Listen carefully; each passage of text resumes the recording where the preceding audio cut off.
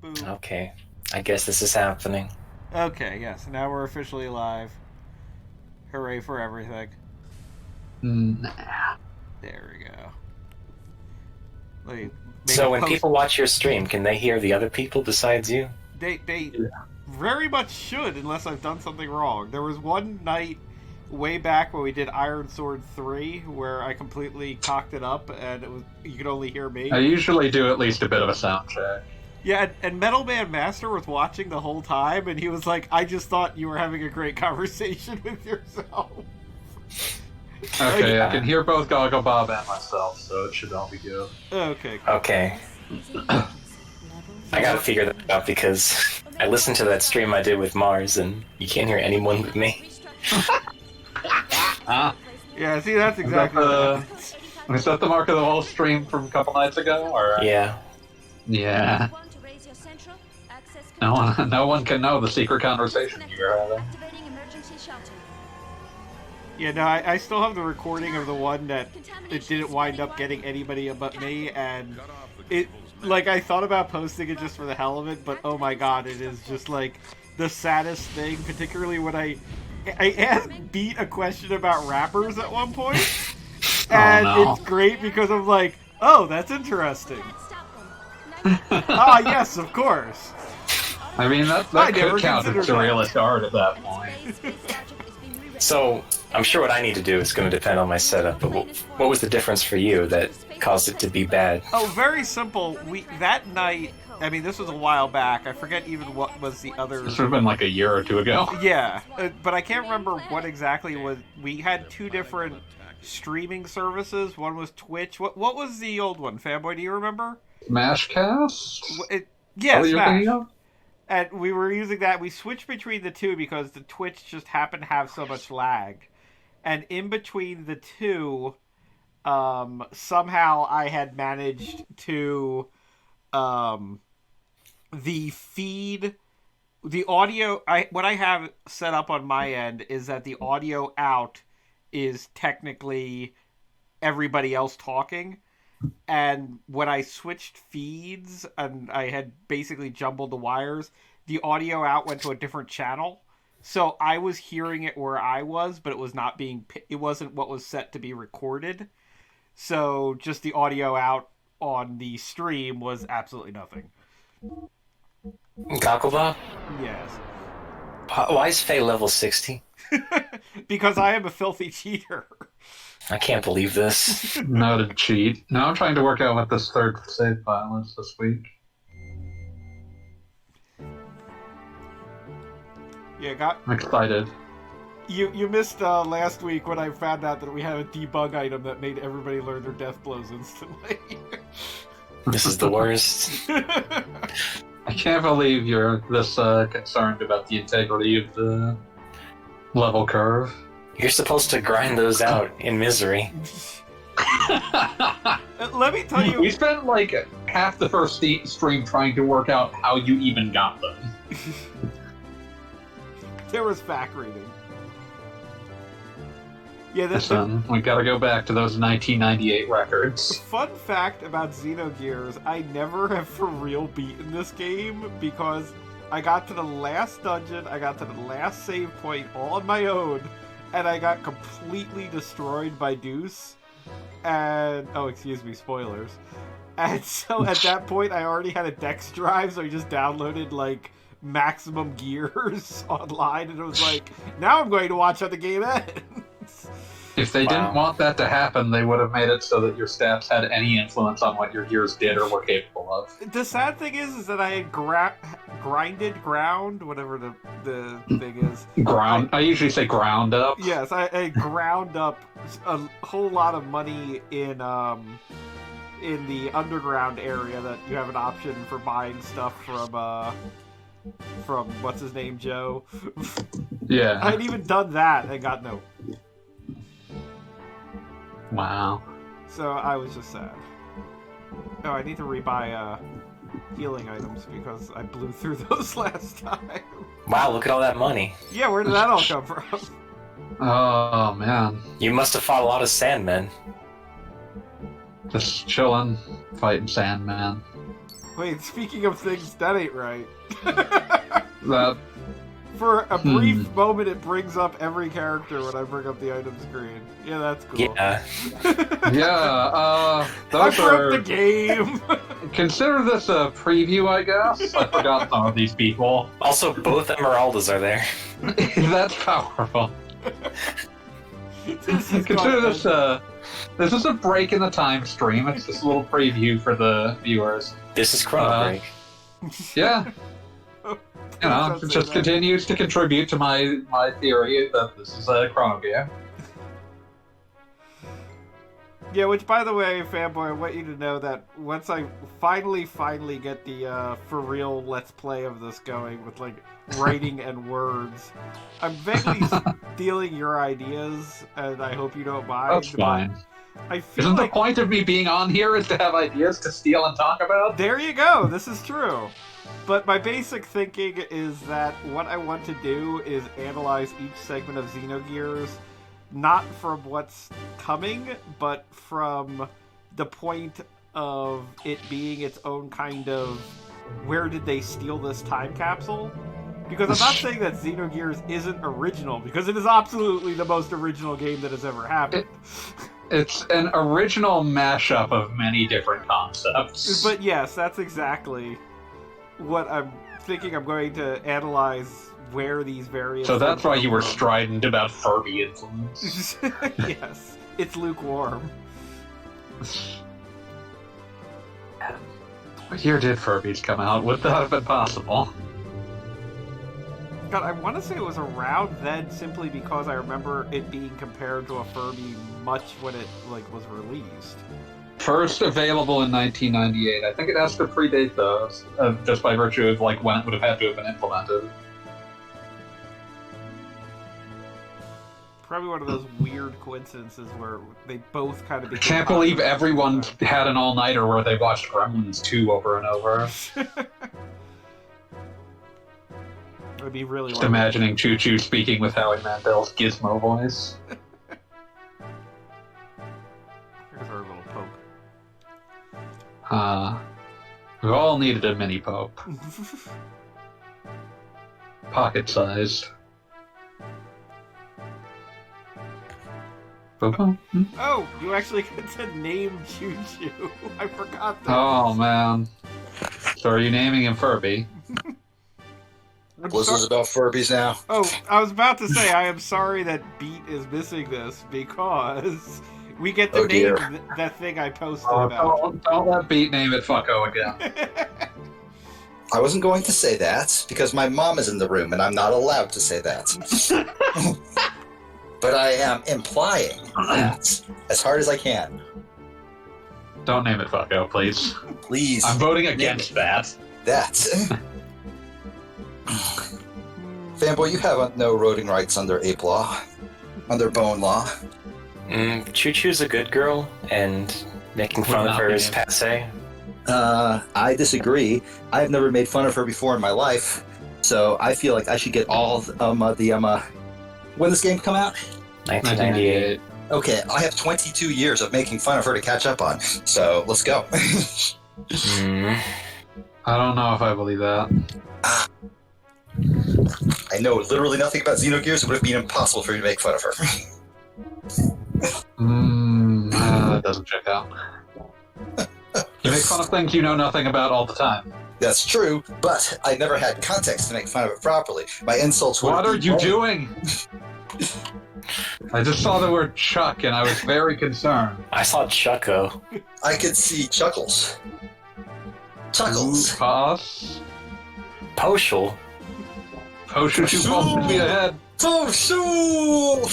Posho is a dog. This is a mouse. Is it? Is Mouse what's happening here? Yeah, because it's Choo Choo. As somebody who My believes thoughts that are- rats are among the noblest of gods and mice second only to rats, if that's the picture you showed me earlier today, Goggle Bob, that ain't no mouse. That's something else entirely. Something wrong. Something. It's from something the fucking abominable. Gremlins. Mickey. Mickford. She would be Minnie, if anything. Mickey.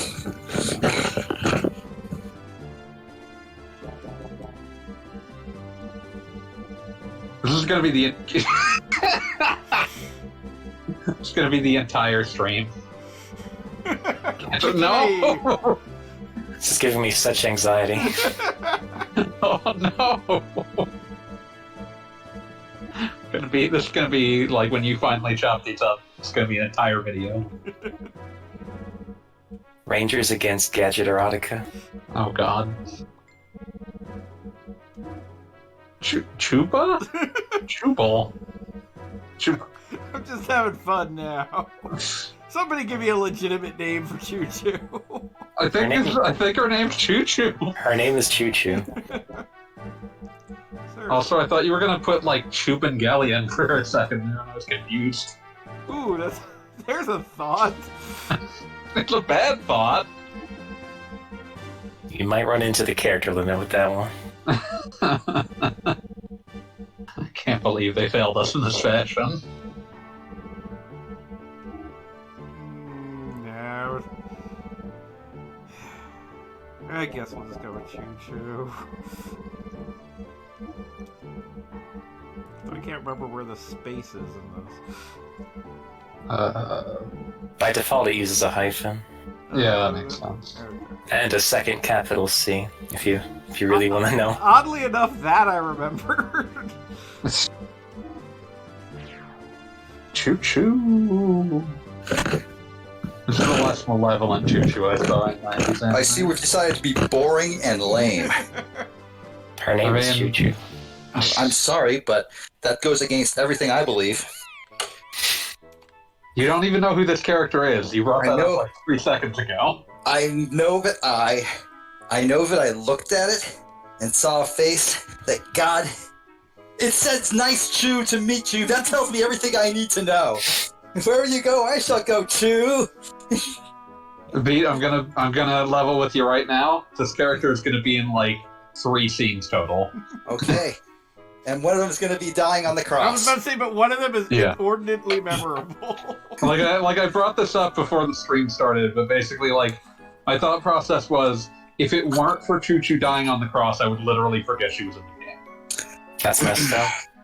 She doesn't do anything! She has like huge moments before that, and it's like one of the best scenes in the game. I have Okay. forgotten this Get you? entirely. She, like, I love you, but you're wrong about everything. That thing needs to die. It needs to die quickly. Wow.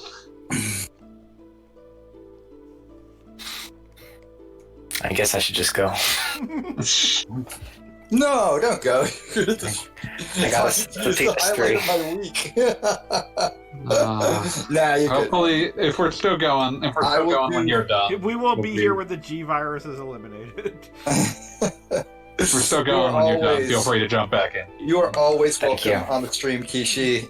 I know this is Gogglebob's stream, but I feel like it's mine too, so I'm just going to say that. I agree, don't worry. Okay, good. So yeah, Also, anytime you want to be with us, jump in, man. You are always welcome. Thank you. Also, in the comments, one PattyChew_1 says, "Get a life." Oh, she's back. Of course. That will Tell her once she again can be go. my wife. She can also join if she wants to. Hi, Petachu. Tell Gogglebob that I said, yeah, get a life, nerd. Wow. Did somebody respond to her in the chat because last time she wasn't I'm actually not. listening and just was heckling? I am not actually logged into Twitch. I am. Disappointing. I had to get a new computer. Fuck you. Munchu, Munchu.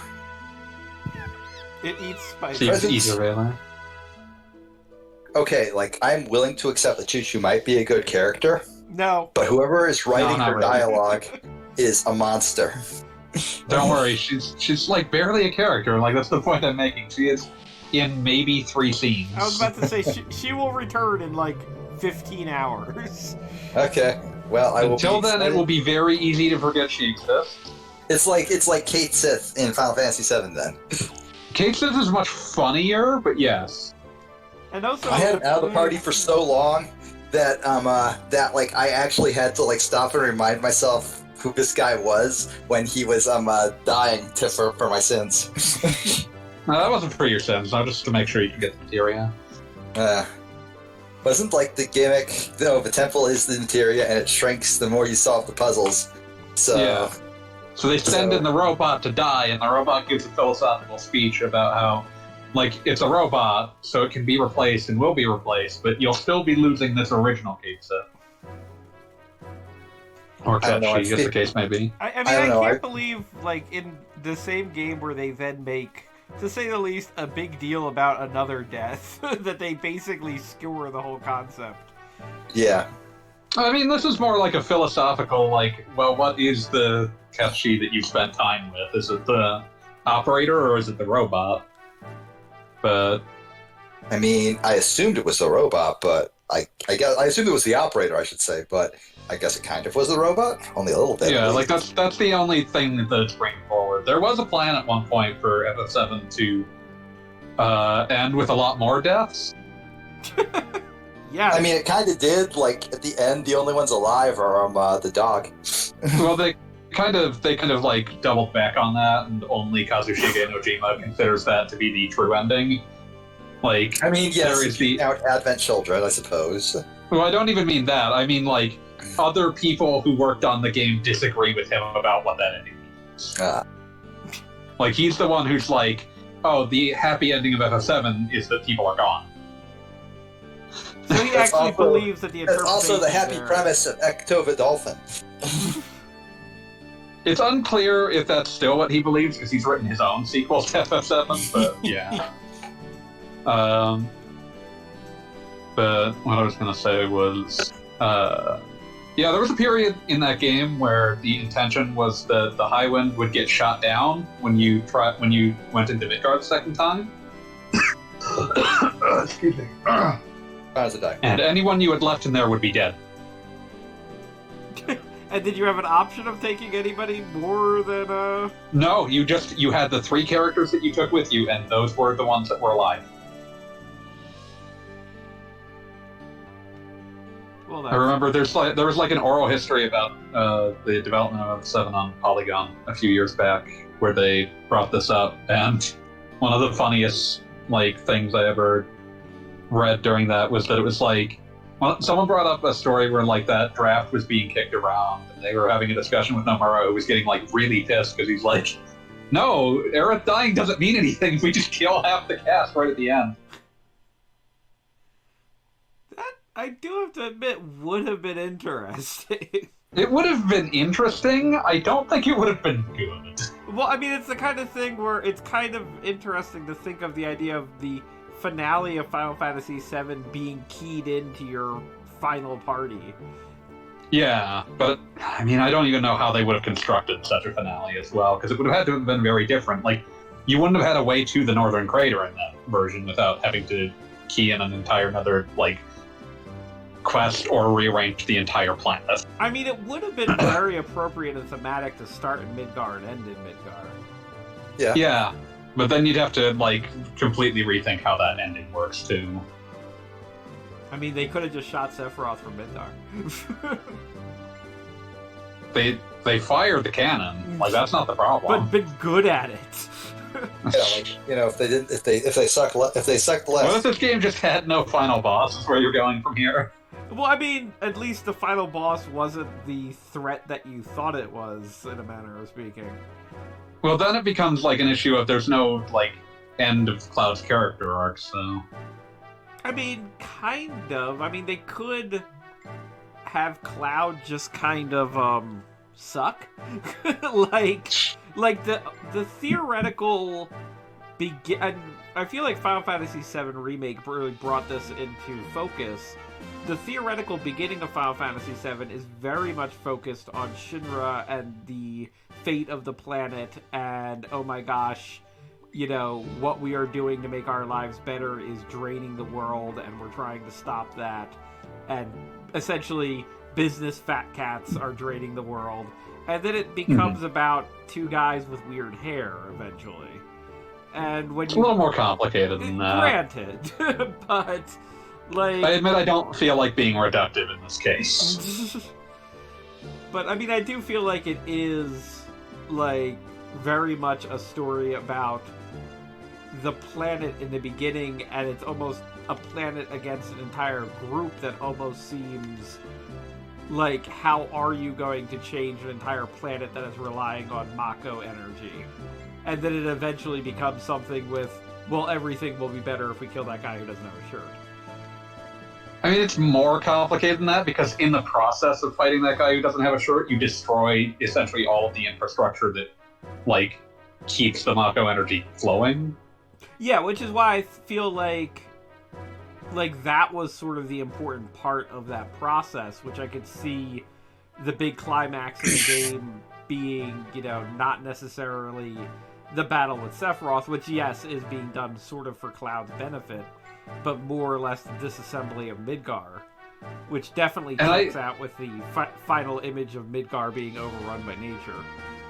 And I understand that on some level, but, like, Final Fantasy VII is a game with a strong plot, but it is a character-driven game. Yes, oh yeah.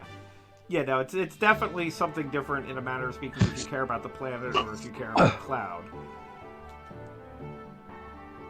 And Cloud is definitely, to say the least, the big draw, considering I know, you know, I think 7 people in high school who dressed up as him with the most do-it-yourself costumes I've ever seen. I'm sure every single one of them was uniquely difficult and beautiful in its own way. Oh god, my friend Ben came up with this Buster Sword that was completely wrapped in aluminum foil, and it was amazing. That sounds awesome. Man. Like, it was the Sounds most dangerous and possibly a hazard. Yeah, oh, it was just like, you are my hero, and if there's a picture of you on the internet like this, you're just going to be called a nerd forever. Like, that was what that was. I mean, if you're dressing up as Cloud, that's already that's already on the cards. There's no real avoiding that. I will follow you around today and explain to girls why this is cool.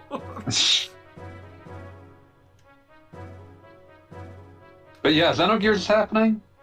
Yeah, it's Pope, and they're bringing her home, and that's all that's happening. Yeah. Basically, you just spent the last 20 minutes being the Pope-mobile. And we're still the Pope-mobile. Pope-mobile. Big fan of the Hasn't part the of the Catholic Church actually gone on the record saying, please stop calling it the Pope-mobile? And the resounding response from everybody was, no. I think they literally said, please stop calling the Pope-mobile the Pope-mobile. Like, it was very, like, this could have been planned better. Yeah. There's one of those, like, there's no other term for it. It's fun, no one's gonna stop. Yeah, It's yeah, fun. like, it's fine. Yeah, I'm just gonna... There's that great screenshot of the Wikipedia article where it's like bringing up that the Catholic Church requested that you stop calling it the Pope-mobile, and then immediately starts in the next sentence by referring to it as the Pope-mobile. Yeah, like there's no getting around that one. It's always going to be the Pope-mobile. I think you may have just in these comments taken the worst burn I've ever heard. Oh, that I'm getting ditched for 90 Day Fiancé? Yeah, that's a burn. Damn. Like, I wasn't gonna bring that one up because it's such a savage burn. Yeah. In my defense, my wife really enjoys 90 Day Fiancé. I'm just saying. Like for some people that would be like, you know, I'm going to get McDonald's, but for her it's steak, obviously.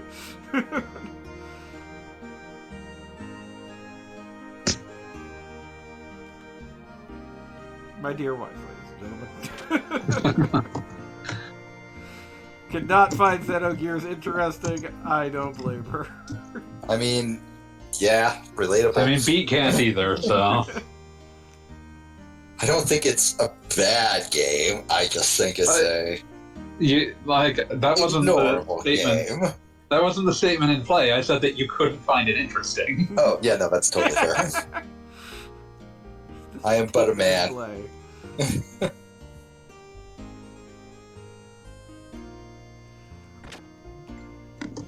I mean, we all enjoy different... I mean, I genuinely wonder... Like, Xenogears is important to me. It is a game that I played when it was not exactly released, but definitely when it was still on its appropriate system. And...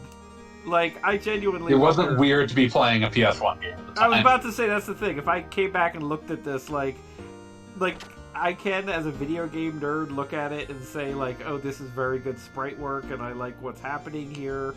But beyond that, like, I wonder if I would put more than 5 minutes into it, just being like, ah, yes, an old game, moving on. It's one of those things, like, I think that something that every human being on the planet has difficulty with is disentangling the things that they love with things that have enduring appeal. Yeah. And, like, I won't pretend I have an answer to that. I mean, just in general, I can say, like, I've deliberately revisited some older games for the FGC project that were games that, like, I bought at the time, played for 5 minutes, and now I'm like, I'm going to dedicatedly put in the time and finish this. Should I have cared? I was about to say, and the thing is like 9 times out of 10, I really do feel like I'm doing homework. Yeah, like the way that I play a lot of old games is like I push past the part of me that's like I'm not actually having a great deal of fun with this on its raw merits and approach it from, well, this is like why, like what drew me to play this in the first place? Like why am I, like what historical context exists for this game that it seemed interesting to go back to? Yes.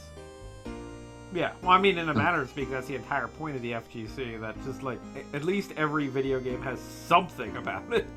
Even if sometimes that thing is, like, you know, a completely ridiculous main character or something. I always like, I always like going back to games that were quite generic at the time to get a better sense of things that were not the top of the heap. Like, yeah, everyone wants to go back to frickin' like Mario 64. No one's going back to Wild 9, and that's probably for the best. But it kind of gives you a better idea of what just playing a PlayStation game felt like. I mean, I've mentioned this on the site before, but I feel like, in a weird way, my favorite thing is to go back and say, why did the N64 fail? And then play literally any game and be like, oh yeah. And then I played Tonic Trouble. Yeah. I mean, like, I've said it before, but, like, literally on the site, but playing freaking a game I would love to see, like, redone for modern graphics, and now I'm forgetting the goddamn name of it. Blast. Green-haired girl with the grappling hand. Thinking of Mischief Makers? Yes, or? Mischief Makers. Yeah, that one. Yeah, no, that game makes me throw up. Like, it Never rotates actually the sat down and screen, played Mischief Makers. and it's terrible. Like, I really like what's happening, but goddamn is it ugly. Yeah, that was like, well, I mean, it's a treasure game, so it was, at the time, it was bound to be good to play, but yeah, that's not a pleasant-looking video game. But I think the N64 is one of those libraries that reminds you of why you need to look at the average game of a system in order to get a better picture of it. Because if you just look at it and the PlayStation's best games, it comes off looking like it was a reasonable contender. And then you like look at the amount and the average quality, and it's like, oh, that's why the PS1 was so much more popular. Well, that, and one of the other things is to even ignore the average game, but also keep in mind... Like price and shit. Well, price, but where some games that were like locks went.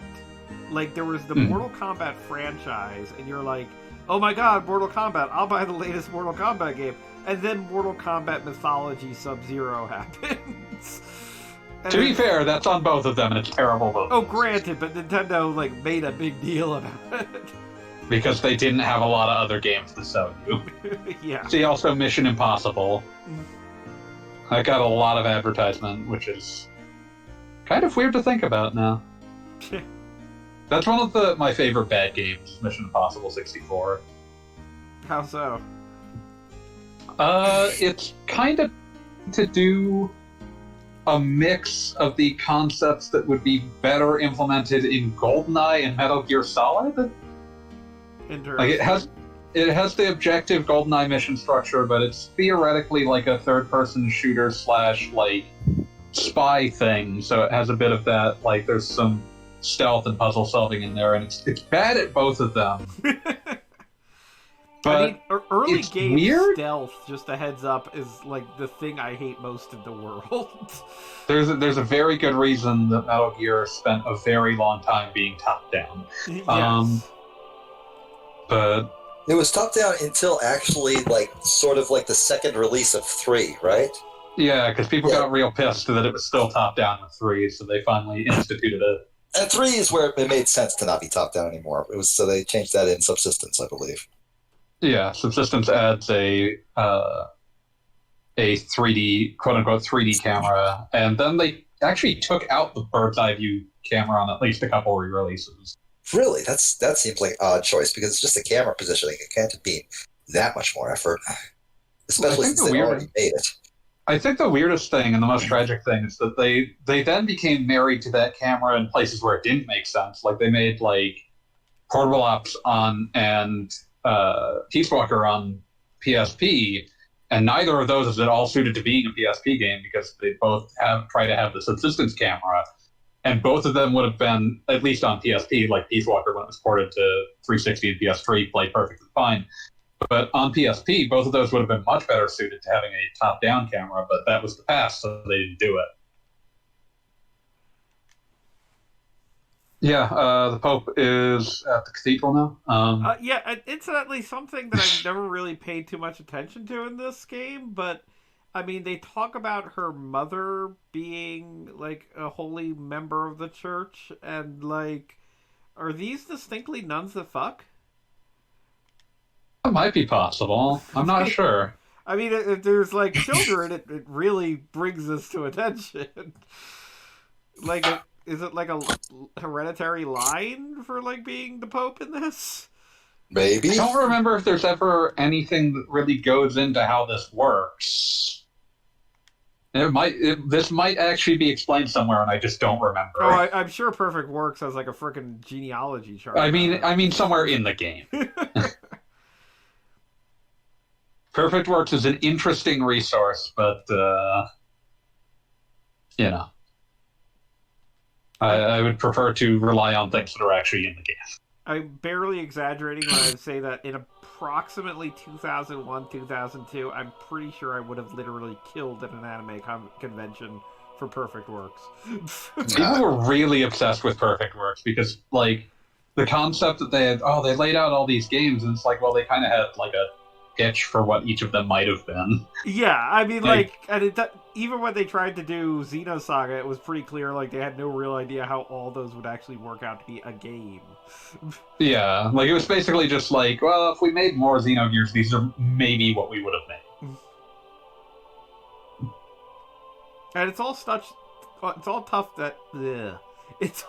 that is actually touched on within this game. It's just kind of like, well, we had some great ideas for lore here, but all we got to do was a cutscene. Yeah.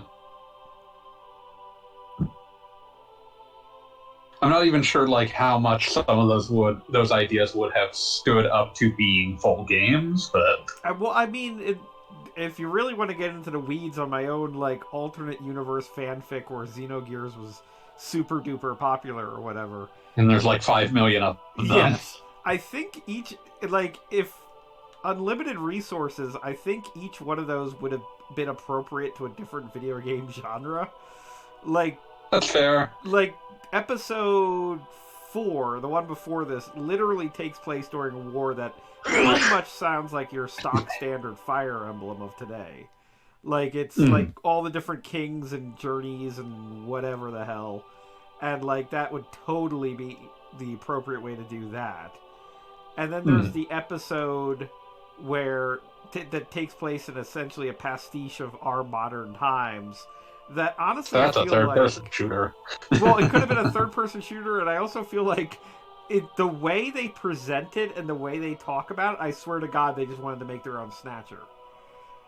Oh, that wouldn't be that surprising either. Yeah, like that would have been the exact right kind of like an influence / this is what we had in mind.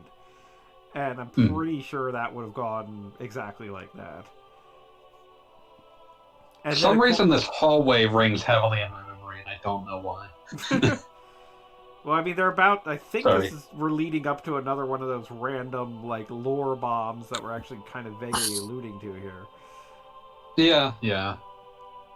Like You get like a shit ton of that stuff dumped on you right near the end, but I always forget how much of it is just sort of like thrown in here. and it's good mystery seeding because it's kind of like this is a thing, and you know it's a thing, and you know it's going to be explained because it has to be explained, but it like doesn't get an explanation until it's completely ridiculous.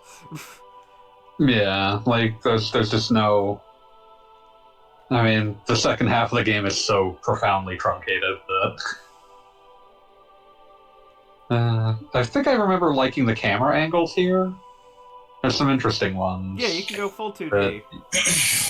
Yeah, you didn't see because like most of Square's PS1 RPGs are pre-rendered backgrounds. They don't do camera swoops and spins and things like that. So these kinds of things did kind of stand out against the predominantly pre-rendered background mode of other games, other JRPGs at the time. I also like the fact that this is like kind of a traditional cathedral setup that they're kind of doing a JRPG twist on, and you are basically going to fight those angels there. Oh, I can't believe it. Did you notice those angels only have one wing each?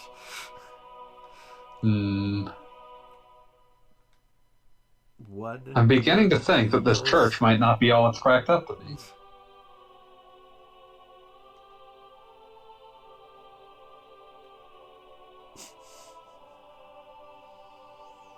In order to fly, they are dependent on each other. This is. I don't really feel like one wing on each of those would actually be capable of flying. I understand, it's a metaphor. Nah. Satan is checking for their dogs. Thank you, Satan. Tan just came in horny for some reason.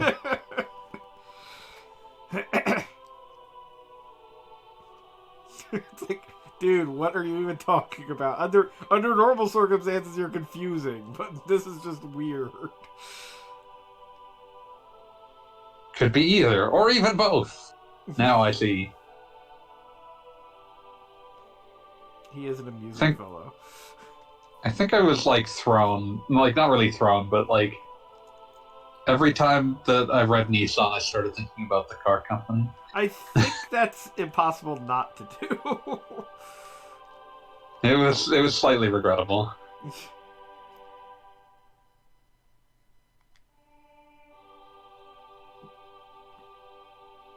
I wonder if Faye like gets the idea that he's getting a tour of the Vatican from the Pope.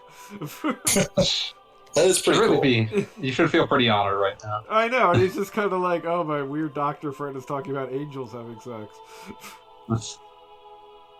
Also, Bart, you should be. Oh, I forgot what I was gonna equip at Bart. It's okay. Take that. He'll forget that I failed to equip at him. It'll be fine.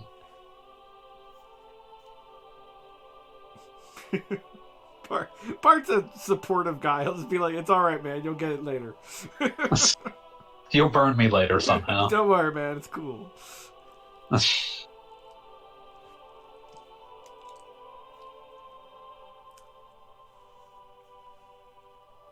Do like the camera work here, but it would have been nice if they framed it in such a way that you weren't just constantly seeing polygons go in and out.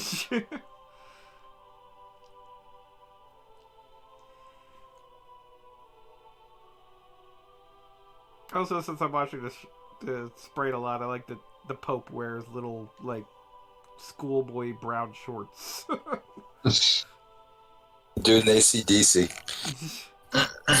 They're comfy and easy to wear. There you go.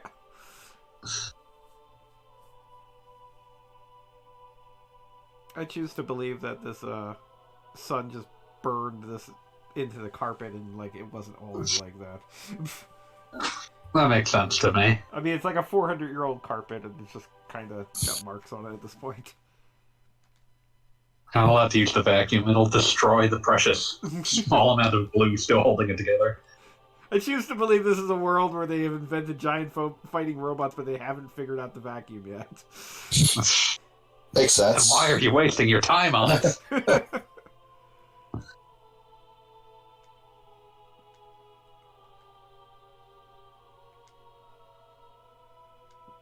Here we go. Finally.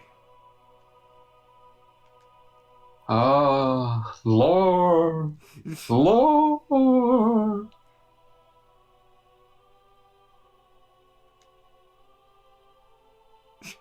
Now that you I'll mention wait it, for them to Faye- show it to us. Yeah, I know.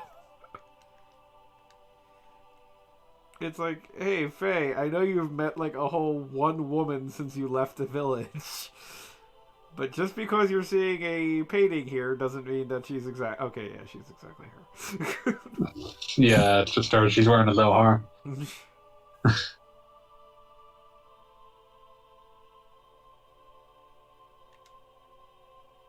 Listen, this painting looks extraordinarily old and poorly taken care of. She might actually have red hair. Dan's like, it's just like your painting style too. Let's just make it weirder. It's exactly like how you would have painted it if you were painting it. Faye accidentally inherited from past lives his fighting style and the ability to paint. Listen, what else would you take with you in New Game Plus? I mean, in one life, he freaking built a robot. You don't think that could come in handy? He hates gears and fighting!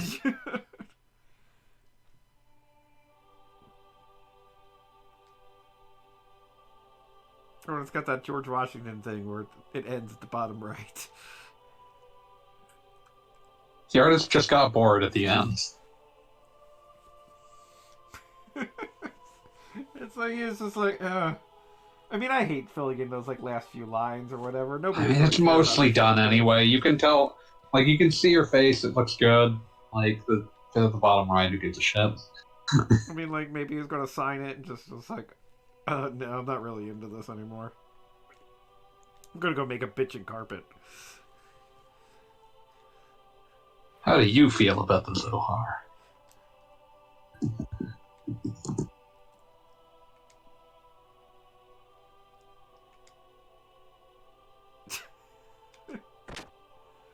Yeah, can we go talk to a nun about a painting? Sure.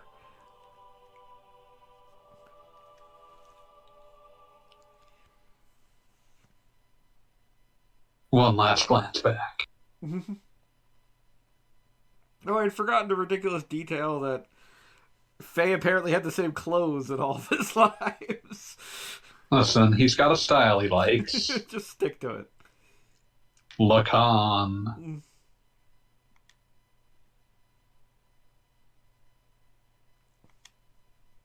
Nah, it's nothing.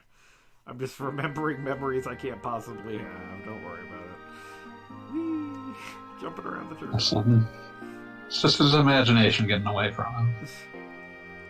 What would it be like to paint this holy painting in this room with one sad window?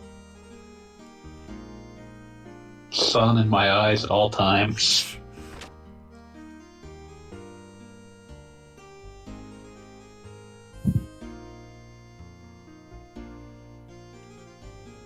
Got free run of the Vatican.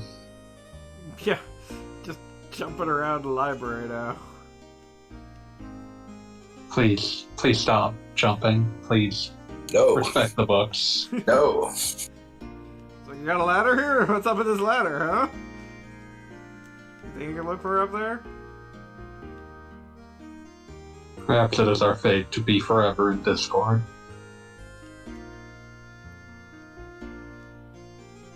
Oh, I get it. Discord. Oh, now I get it.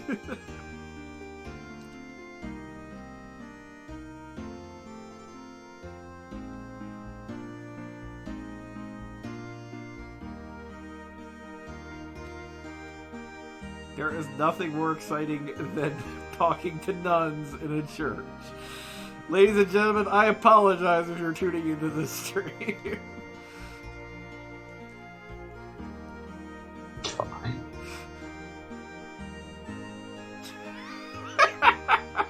I'm sorry. The way the sprite swivels around, I've got a nun sitting backwards on a chair, like teacher style. Let's rap. What's getting to you, kid?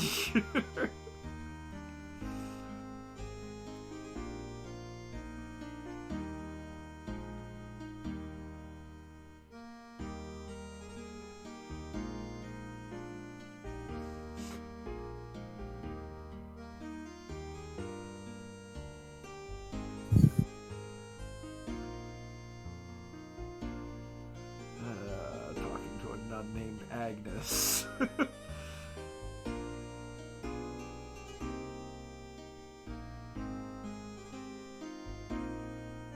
Man, I had forgotten how much of this game is just like talking in towns and stuff.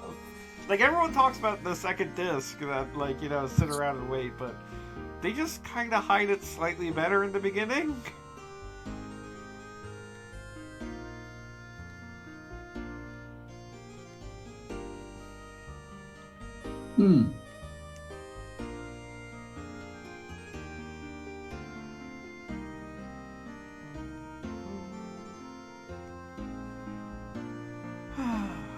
Sophia, 500 years old.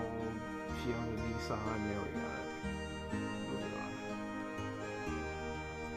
Nope. I accidentally put Faye up a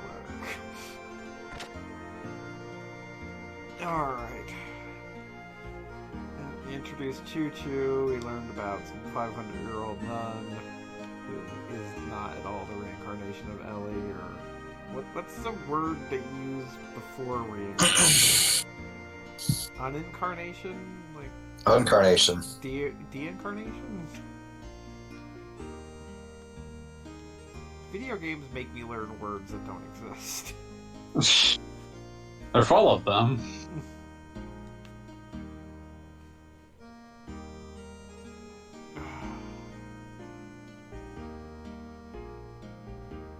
Should really break out like a Xenogears strategy guide or something so that way I know what's going to happen.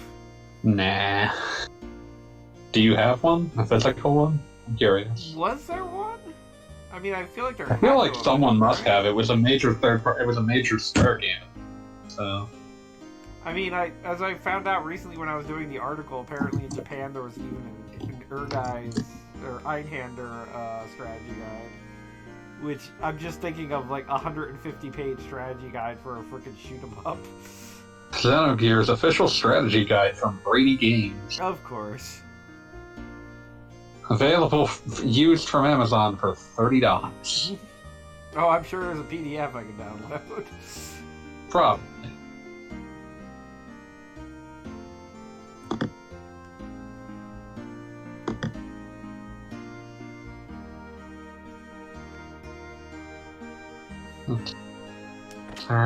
That was the period where like multiple companies might have put out. I actually had tabbed away from the window, but it looks like we're no longer getting a tour of the Vatican. That's Nope. nice. We're just still in town for some reason. Oh, I've gone to this mysterious website that does in fact have a PDF of the Xenogears strategy game. I mean, I'm pretty sure they're just like freely available in archives. Like some of those companies probably don't even exist anymore. That's why I was saying mysterious websites.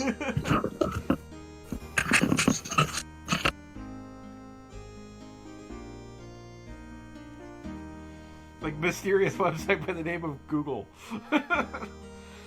Mysterious website. Okay, yeah, there's the character that I had just completely forgotten existed. Rico? No, Rico I remembered because he was so forgettable. Billy? I forgot about Maria. Maria. That's not ringing a bell. Well, Was that one of the elements? Oh, wait, Maria. Oh, yeah. With the robot. And Balthazar. yeah, she's got a robot. She came back in Xenosaga for some bizarre reason. Maybe they thought Square had forgotten about her and wouldn't sue about it. They probably weren't wrong.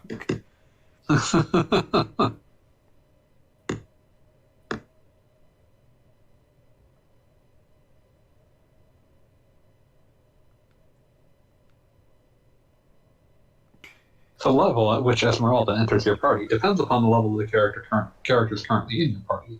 Level listed here may differ from what you receive. I love old strategy guides covering every last thing. Remember that potions restore your HP, and if you buy a bunch at once, it's a good thing.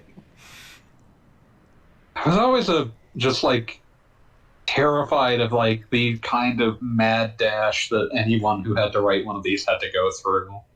I mean, I just remember, I think it was the Versus strategy guides. Those were very popular. I never had a single one of them. Never saw any place selling them. They were written by people who sounded like human beings as opposed to the Prima guides that were written like textbooks.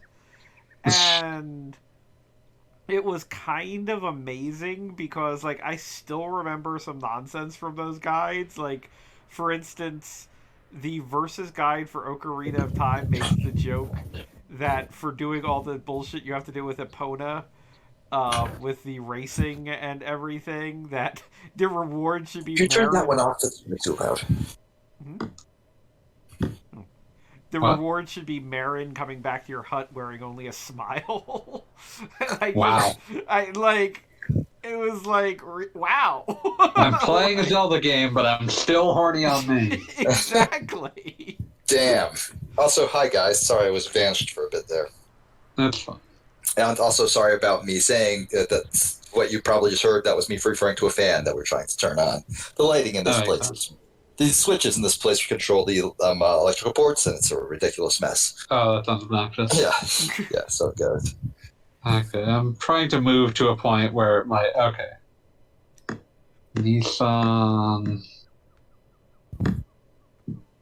Instantly in the game, Sigurd and Sedan just revealed that they used to hang out in Solaris. So I guess that was a big secret. I mean, kind of. It was not brought up before. I mean, it, like, finally reveals why Satan's been, like, every 3 seconds, like, I have a mysterious secret. Like, he's got more mysterious secrets, but I guess that one's supposed to explain the bulk of them. Yeah. Okay, I found where we are at this point, so just in case anything ends up needing explanation, I've got The Wisdom of Brady Games. Part 1.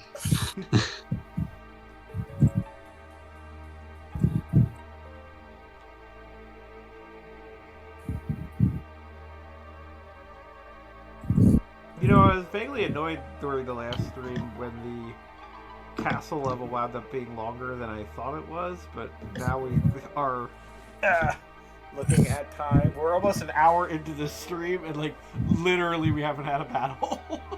Yeah, we're just having a discussion. Don't worry, you're going to a cave soon, it looks like? Yeah, I'm sure there's a cave.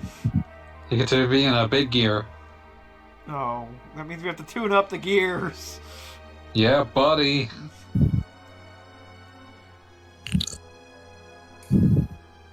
You got things that you can buy, so that's fine. You got infinite money, basically. Get those nice new frames. Okay. Can we just... Do we have to go through every question here? Yes.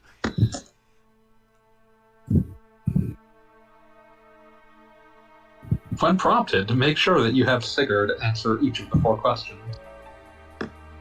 Do you have a choice? It's like I literally can't even cancel out of this. You'll never be free. I mean, like, I can probably literally tell you the things he's going to tell us. Guess what? Lambs? It sucks to be a lamb. That's why we called them lambs. I mean, I do appreciate the sort of... I don't know if it's, like, if it translates bad, or if it's just kind of a thing, but I do enjoy any JRPG that has, like, a secret word for something, and it's just, like, the most obvious, like, this is what this is. Like, the soil... I'm not convinced that it's so much that it translates bad so much as it was written for 11-year-olds. It's entirely possible. I mean, which again is why I want to kind of get into the reads with Xenogears and, like, its influences, because I genuinely wonder if the directors thought, oh, that whole Soylent Green thing isn't that popular, we'll be able to use this. Or if it was That's raised just the like, question of like how much influence, like how much like practical knowledge of that exists in Japan. yeah, so that too. Like, is in their culture this Is is that a some famous reference big there? Or? secret, or is it like, Rosebud was a sled? People will know Rosebud is a sled without realizing what the significance of Rosebud being a sled is. Yes. I mean, it's like the old. At this point, you could reconstruct the entirety of Citizen Kane just through clips from The Simpsons. Yeah.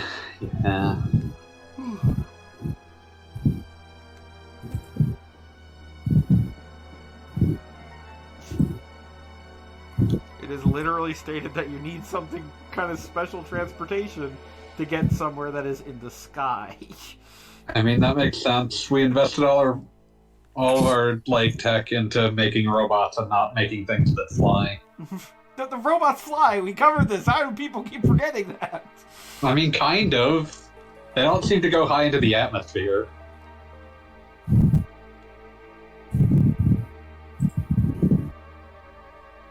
I mean, at least they understand that this is a very boring info dump, and they're at least trying So to they, do like- something with the camera a little bit. Yeah, they keep like moving the camera around and having it focus on other things. It gets bored and looks away. I mean, like, I can see where this kind of led into Xenosaga's very cinematic. We're doing an info dump, but at least everybody's moving at all times. Yeah, like an understanding of like, one, we have the technology to do that now, and two, that'll help. And then we forgot the technology when we just realized we could put little 2D puppet men in front of a dialogue box and call it Persona. Listen, there's very different amounts of budget going on here, and you know it. Alright. The real question is whether we're willing to forgive them. Yeah. Let's see. Oh True facts. I have never forgiven a video game ever. That's not true. Name one that I've forgiven. Killer 7. Oh, damn, you're right. I didn't like it the first time I played it. That was I played quick. it again. Fuck. Shit. I mean, when he's right, he's right. No point in fighting it. I mean, I would also contend that you don't have to like something like a game, like a piece of entertainment, to forgive some of its foibles. Like, you don't even have to forgive every one of the things that you think are wrong with it. Yeah, there are definitely games that I thought were awful at the time and have gotten better with age, or at least more reasonable. Like, I can see what they were doing. Although I do have to I don't say, necessarily like them, but maybe. One thing that surprised me recently was with the Mario All-Star Collection coming out, a lot of people revisited Sunshine and were like, oh, this is bad. Oh yeah, I disliked it even more than I remember. Yeah, Mario Sunshine's, there's a lot going on there. There's just so much that's like, playing it again just stands out like, oh, you rushed this and you rushed it bad. Yeah, especially when it comes to the coin missions. There's not even just the coin missions, although that's definitely part of it. But I just mean like the entire structure of the game is kind of ill thought out, and the controls sort of feel like they probably needed a little longer to, because like there's some things that are clearly like responses to issues people had with Mario 64's controls and camera, where it's like, camera, I can't get it into good positions, so, and like it keeps trying to push it into places I don't want it. So like they made it so it was almost entirely in your control, and it would allow you to like phase it directly into objects and like try to compensate for that. Or like the slide somersault is really hard to do consistently in Mario 64. So in Sunshine it's easier, like it'll happen almost every time that you quickly change directions and then jump, but oftentimes you actually don't want that to happen. but it'll happen anyway because you have like a 2-second grace period where it'll think you're trying to do a slide somersault. It's just a lot of like weird little issues in that game. Before you get into the infamously like this does not work shines like the pachinko machine. The pachinko machine is just such an example of, am I doing something wrong or did somebody hate me? As it turns out, the game's physics system and collision system were not really meant for this. And there was not enough time to either fix one or replace this entire idea. I was about to say, you just could have given a shine to a random dude who wanted fruit, but nope, they stuck to the machine. Yeah, that game definitely had like the GameCube is not doing well enough to give us the luxury of delaying this into 2003.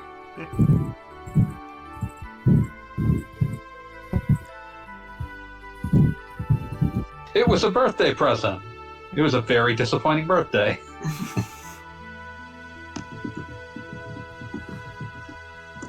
I mean, there's some part of me that's always going to enjoy the parts of Sunshine that do well. Like the fact that you can get like a water-propelled jetpack and just zoom around and have fun with it. Like There's a lot that's interesting about the game. But it's so obviously unfinished.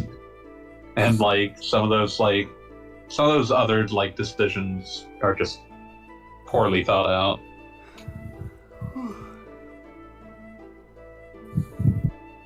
So anyway, Bart is going to fight. Bart is going to go fight Shadow Mario.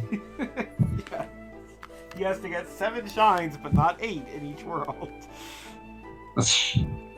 Well, really, he doesn't actually even have to get 7 shines. He just has to find a way to trick the game to let him fight to go get the 7th shine. It's very complicated. Yeah. Speedrunning strats for what Mario Sunshine. Oof.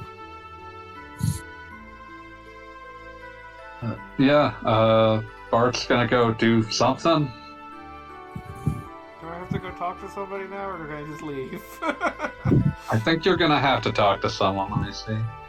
Find Bart on the bridge overlooking Nissan. Return to the assembly hall where Shakan proposes a complicated plan to deal with Shakan and the Gilbert forces. I have to go back to the assembly hall. See, this is why I pulled up the Wisdom of Brady Games. Brad Games. There we go. This is really a point where, like, you maybe strip the ability of the player to make decisions here and just ferry them from scene to scene because they're one scene. I'm sorry. Can we just talk about the fact that a character explains, "I got a table"? Like, I mean, we didn't need an explanation for that. You needed the table. I got this table. Well, This thanks. wasn't here before, and if you're wondering why it wasn't here before, here's the explanation. I went and got it.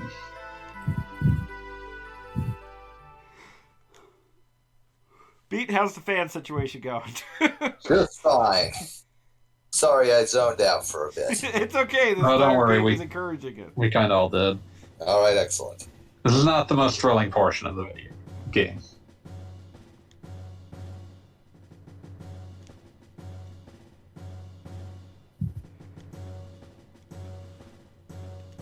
So, re-establishing Ramsus as the big bad here? Sure, why not? I mean, it's always You need to interesting pretend that play, that's the case for a couple minutes. kind of like what we were talking about with Final Fantasy VII. It's always interesting to play older JRPGs that very deliberately seem to deal with, this character is going to be the villain, and then swerve off the side of that. Because I swear to God, that was every single JRPG into 16-bit. It got to the point where you could instantly tell who was too much of a chump to actually be the villain. Yes, inevitably. And, there's almost always, some character who's, 3 extra heads tall who's standing behind him, who's like, I'm just not doing anything interesting. I'm just, observing. I'm acting like he's not addressing me like a lackey, but I'm hoping that you'll think I'm a lackey because I'm not the one saying things. But Capricola, I do not remember killing your parents. I think my favorite was Breath of Fire 1, where there was the secret usurper Jade, who again just stood there being 7 feet tall most of the time. It's like I've never finished Breath of Fire 1, but That's I believe fair. you. Like, the main villain you were supposed to think was this guy named Zog, and like he had chump written all over him. Wait, Zog, as in Z-O-G? As in Z-O-G, yes. That That's is deeply unfortunate. deeply unfortunate one, but also, in much happier news, Oh, you're just gonna bring it up. Teenage Mutant Ninja Turtle character. Namely, a like dinosaur space alien that Raphael finds in the sewers and is just like, "Yo, I made a friend. Can we keep him?" Well, because he's tripping balls because of our atmosphere, right? Yeah, he's tripping balls because of our atmosphere. You're familiar with that. So he just assumes that Raphael's a senior commander and is like, "Yeah, sure, I'll just do whatever you say," and he does. Good friend. Yeah, not really a kind of an asymmetrical relationship there. Honestly, not healthy. Yeah, honestly, kind of amoral to do that, but Yeah, but he was The here like comic- arguments, gray area. also the comic turtles are always kind of a little grayer to begin with. Yeah, I totally love how like the comic turtles were literally just, we murder people, and that's all we do. And They stabbed Shredder to death in the first one. yeah. I maintain the 2003 series actually hit the perfect balance between this is fun, goofy shit, but also these guys do kill people. We kept one of the writers from the comic book, and they had opinions about how to adapt it. Yeah, and it turns out they did a pretty good job, actually. Had some fun with it. I can't remember if Eastman and Laird are on the outside anymore. I don't believe they are. I think the 2003 series was the last one because that was when they officially owned it, and then they sold it to Nickelodeon. Yeah, I'm just not sure if they still hate each other is the thing. Oh, well, that would be a shame if they did, because, it's always sad when people start hating each other. Just a bummer. Let's see. In 2000, Laird purchased Eastman's ownership. Eastman wanted to move on to other projects. Buyout was completed in March of Wow. They started the buyout in June of 2000. The buyout was completed in March of 2008. Let's see. Eastman came back to the Idea Wave version of the comics in 2011. And an advisor on the... Oh man, he was probably not paid attention too much, but he was an advisor on the 2014 reboot. Was it 2014 one? Was that the one? That would be the one that That's was the Michael Bay one. wow. Okay. The 07 one is the CG one. The 07 one. Because the 07 one wasn't too bad either. Yeah, so that one was fine. Yeah, I like the 07 one. It had some Okay, no, they're not on... They don't hate each other now. They apparently are doing like a little reunion comic for Oh, that's Idea Wave. So that's nice to hear. yeah.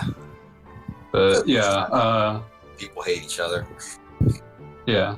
But yeah, the 07 one I think was actually a good movie, which is Yeah, I know, it was fun. It was enjoyable. it had like an actual emotional core and Yeah. a plot. It did literally everything it was supposed to. No complaints. It did everything it's supposed to. And it's such I was a just gonna say, backhanded like having an compliment. having an action. I love the. compliment. Like, I'm literally saying it checked every box I wanted it to, and I was happy about it. Because Like the way I look at it, the way I'd look at it is I love the Ninja Turtles movies, but most of them are bad. yeah, But the 07 one is like a perfectly fine, well put together film, which Yeah. what makes it one of the best ones. yeah, it's a fun little movie. It So feels yeah, a almost, bit of a backhand compliment. But it feels almost like a special multi-part episode of a series that just never happened. If that makes any sense at all. Well, I mean, the series was the previous movies, right? Yeah, sort of. Well, it was all of one and parts of two were what was allowed to be canon during that period. Yeah. Yeah, like like I'm saying, it felt like had there been like a TV show in that style, it would have almost been an episode of it, because instead of being about the Shredder, it was a turtle story, just a random turtle story, not really Like the Shredder, the Foot are in there, but they're not. They're in there, but they're on the margins. They don't matter. They're just sort of there. The core of the story is a dude who's like immortal, trying to help out his immortal friends, and his immortal friends are kind of pissed at him. Which is such a Teenage Mutant Ninja Turtle story, because if you've read, I've read a bunch of the comics, and they will just do whatever any given day. It's great. Here's some brain news. And it also hits on that classic Turtle subplot of Raph is kind of a violent weirdo and needs to have someone come in and be like, dude, cut that shit out. Needs to have like somebody tell him to calm down every now and then. Yeah. Raph being kind of a violent weirdo. What else? Why can't I think? My brain's too dumb. I'm sorry. Well, I mean, I was going to say that the movie has the general theme of, like, I feel like a lot of Turtle things, I don't know if it's a result of having the 4 personalities or whatever, but they touch on that, you know, family in general is a bunch of weirdos, and maybe not everybody agrees all the time, but they're still family. Yeah, that's definitely the thing. I'm going to that's how you keep the emotional core of a Turtles story. Yes, I just my favorite Turtles comic now is the one where Leonardo goes blind. And like it's this like the key part of it, the thing that kicks it all off, is basically a fight that's animated just like in stark black, not animated, drawn in like completely just black and white silhouette, and just to imply that that's all he can perceive, because it's just like going by the sounds he hears. The next chapter is Splinter basically leading Leo into the woods and then just leaving him there to die and figure it out, where he either has a really bad nightmare or actually gets the shit kicked out of him by a forest spirit that's just pissed off at him in general. Then back home, Splinter tells Leo, okay, so theoretically you're like a mutant, so your eyes could probably heal, but you can't see because your brain's not right. So trip balls on this like drugged out tea for a while and see if that helps.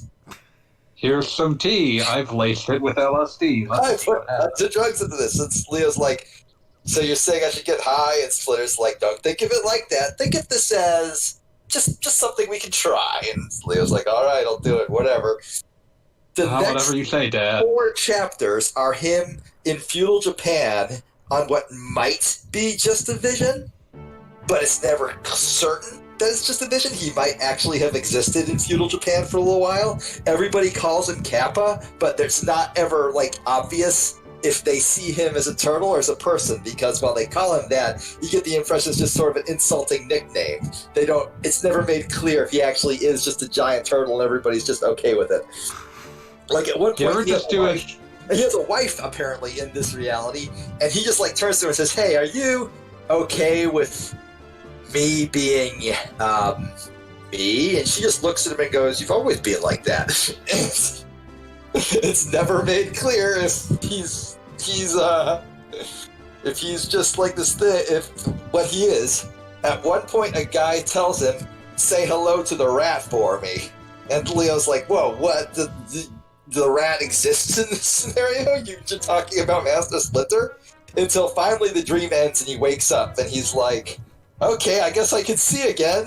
And Splinter's like, hey, I knew it would work. And Leo's like, this one guy says hi, and Splinter just goes, yeah, I thought he would, and just walks away. You ever trip balls so hard it rocketed you back in time? Yeah.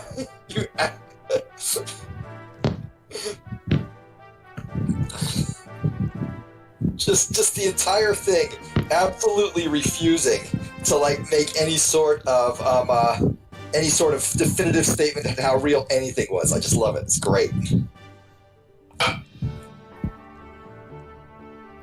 Anyway, where are we at in Xeno, whatever? We're about to do stuff with a gear. Oh, that's kind of cool, I guess, I guess. We're back. A dinosaur story. Ah, yes. I love them dinosaurs. One little sprite gets like a pumping motion. That's nice. He's really up. He's really up in arms. Tell the one she's left and I love you. Dun, dun, dun, dun, dun, dun. Young master. Master. We are theoretically going to get back to playing a video game. No, we aren't. Holy crap, guys. Dun, dun. Dun, dun, dun, dun, dun.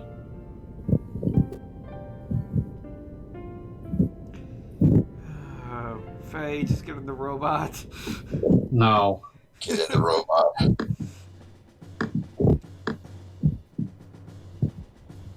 Oh, we got a lovely little CGI desert.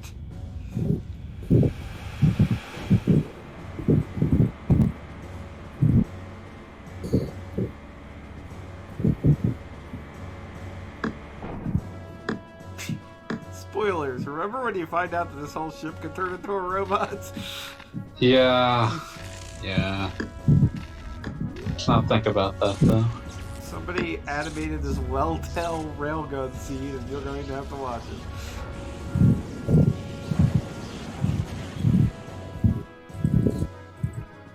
Your microphone's making some noises. Mine or?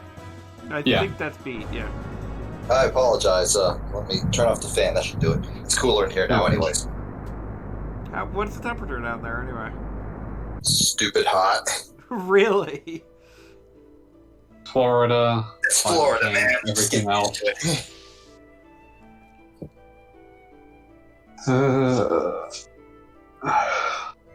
Spend the evening hanging out in the ship, doing her. I think this is the first You get to time be I've Titan. saved since this started. Yo, So what's the third save this week? Do you recognize that eyeball at all? It's the Lost World Jurassic Park. Yeah, let's know. There is a dinosaur involved, though. Dino Crisis. Nope. I'm going to assume you're never going to act. Let's put it this way: there's a robot dinosaur. Robot dinosaur. Now Okay, that's that sounds rad, but it's not ringing a bell right now. Yeah, it's not rad in any way. It's actually a television tie-in. It's Beast Wars. It's Beast Wars, Oh, lordy. which incidentally is coming up on the FGC. Oh, I figured. I remember liking the idea of playing a Beast Wars game, but not actually being able to find one, and I feel kind of like that was probably for the best. Oh, you know the best part of it? I feel like I should stream it or something because they clearly got the rights to be able to use any animations or whatever. This is interesting. Oh, Wait. No. It's just loading super slowly. it's moving at a frame per 3 to 5 seconds. Let's see if it gets anywhere. I feel very glad that you just saved. Me too. I'm quite glad. Because this seems bad. This doesn't seem like how it should be behaving. I mean, if I'm never allowed to enter the equipment buy screen again, I think I'll survive. Or maybe I'll just do it when I can go and get a beer or something. This. Almost there. It's getting there. Oh, yeah. Yeah, it's almost there. I can almost read it. I can make out numerals. I wonder why it only just. I look away I for wonder 2 why it only seconds just and started the game doing just this. dies? I think this has to do with the fact that every character is now like loaded in, so it's like kind of checking itself against the fact that these guys aren't in my party. That's my first guess. Sure, why not? Is this For real Frozen, though? Maybe? Got that far and then it completely gave up? He's getting on you, so you better look alive. He's busy revving up the power for my phone. Yeah, no, that looks like that's it. Well, that was not expected. Hopefully it doesn't do that in any other context. Yep, we'll find Seriously. out. It is disgusting to me that a PlayStation game could lag a PlayStation 3 that hard. Listen, the PlayStation game, to be fair, has been abused. Okay, Yes. fair enough. I have broken it. So how did you cheat your save in this context? Well, what was that? I loaded 10 of every item and phase. No, I mean in in what context? Did you plug in your old Dex drive? Is that a thing that happened? No, in this case, actually, I'm loaded a save that is available on GameFAQs that is actually formatted for the PS3. Oh, that's pretty cool. So I could just easily USB it, but I looked at some of the Dex drive saves, and those were an option. It was possible that might happen. But it looked like wow, we are 9 hours in. It looked like the game had no problems with it until I loaded that debug thing from last fight. The last stream I loaded that debug thing, and then I think that has caused issues. Don't worry, maybe they'll resolve eventually, except for the fact that you got both Esmeraldas. Yeah, we'll see how that works out. It probably won't resolve for another 20 hours, but in the meanwhile, I just don't buy any accessories. Yeah, that turns out. Just to see if I can't poke the bear here, if I'm still good for items. Just to see if that'll break it again. It's like we're Breaker's Revenge. Breaker's Revenge.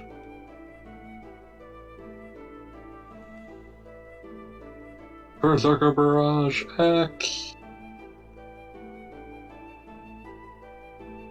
Hypercharging Star. That was weapons. Items seem to be no problem.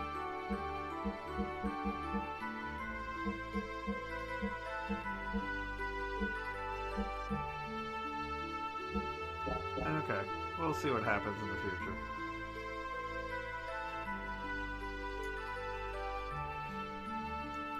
Just remind me not to go to a weapon shop before saving. Holy cow, could you... I would have just literally quit the stream if I had to go through all that crazy nonsense again. Yeah, we probably wouldn't have played this again for another 2 weeks while you recuperated.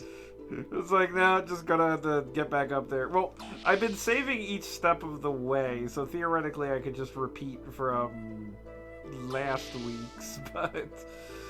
It just would have been miserable. Catch up between streams. If it had been me, I would not have been able to face the concept for a while.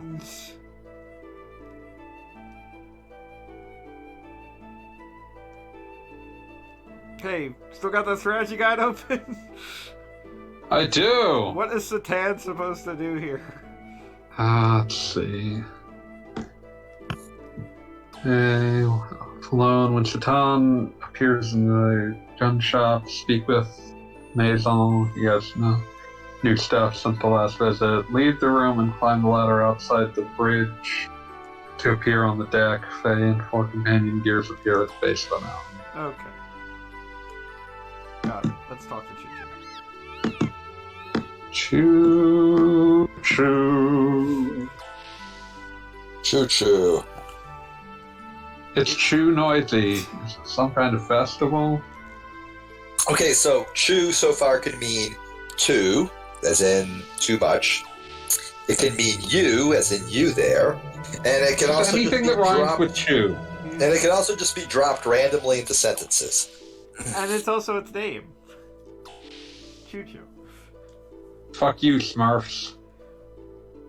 This is like if I started referring just to random objects as beat. I mean, you. I'm tempted. Don't get me wrong, but no. I mean, My name is Bingo. I think you should just adopt the catchphrase, doesn't that just beat all? Wow. Beat will finally fully become anime.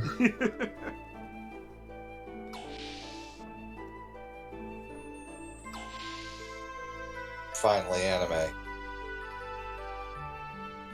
forgot. I admit when I said that, I sort of like half expected you to like come flying across the country and slam through my window to kill me. Just screaming through the through your How dare you, motherfucker! No, my brain just went straight to No More Heroes. We are finally cowboys. That makes sense. I mean, you know what I'm about, man. I do. And that's I'm pretty obvious when you come right down to it. So, what's with the dolphin? That's Franz. He likes music. Everybody likes music. This Franz ain't fucking special. Well, that's Franz. He's also a dolphin. I don't know if you got that part. I mean, I got the dolphin part. I'm just wondering, like, where do we go from dolphin? To music.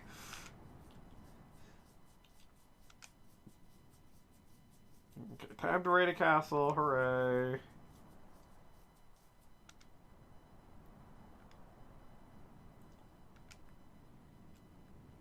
I bet Bart's gonna win, and he's gonna become a king, and he'll never be in the party again.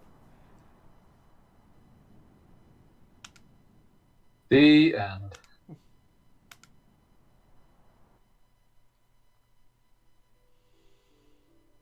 Now, I wonder if this is one of those, like, if a director was allowed to answer honestly, but obviously we don't live in a world where that's ever allowed. But, It's like, rare, yeah. I wonder if they build up this whole war thing because it was like a deliberate feint to make you think the game is about this, but it's not. Or if it's a matter of they really like this entire war concept, had so much to say about it, where they worked out this whole silly thing where, like, one character really could make a difference in a war where it's being fought on multiple fronts, and they worked it all out and just could not wait to tell you about it. Or if they just had some time to fill. I typically assume in cases like that it was a situation where they had big ideas and just never got to act upon them. Well, I mean, the thing is they kind of act upon them here. Like, you watched that entire part, or maybe you looked away and played with a fan or something. But they did, like, the whole thing where they explained the war with the multiple fronts, and they had, like, Rampart playing with little, like, polygonal Tetris pieces and whatever. No, I saw that part, yeah. It's like... Does it ever come back, or it's just a one-off? I mean, it's not important. Like, it all just boils down to, we're going to send in a robot to fight. Those situations, yeah, my assumption would be they came up with the idea and were really into it, like had like in their heads, we're going to do all sorts of stuff with this, and then they just never got to do that. Who are these people? They are people that do not worry about having sex in the middle of a PlayStation video game. I mean, okay.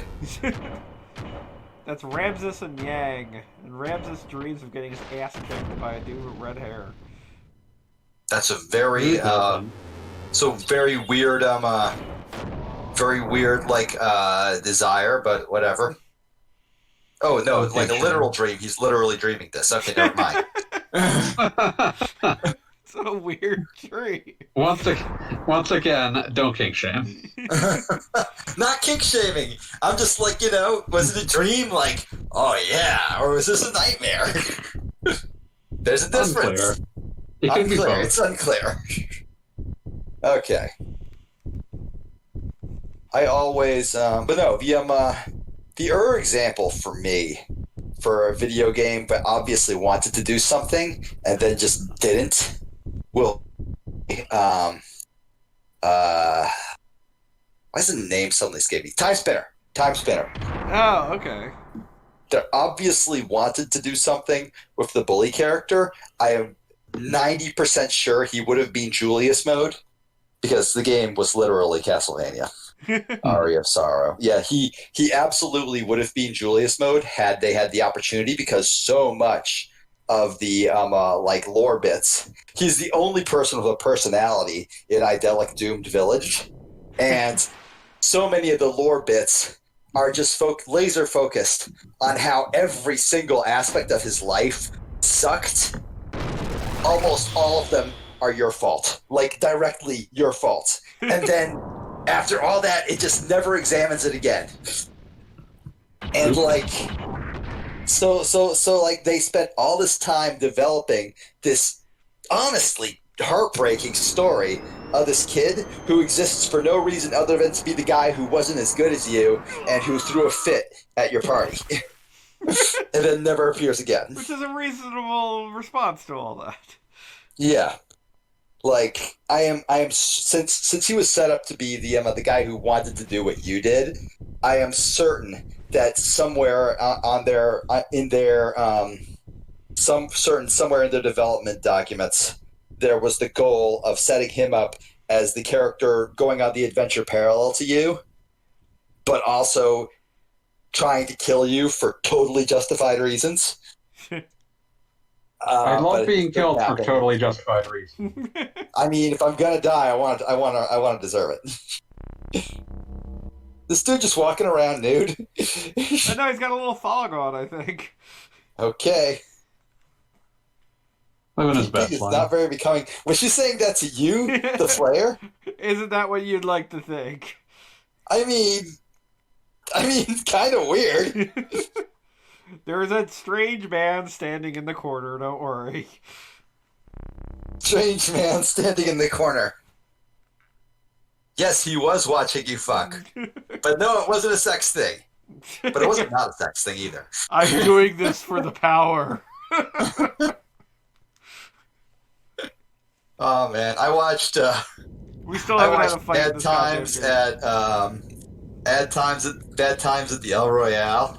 And the line that I will be quoting forever on that one is, "It wasn't a sex thing, but it wasn't not a sex thing either."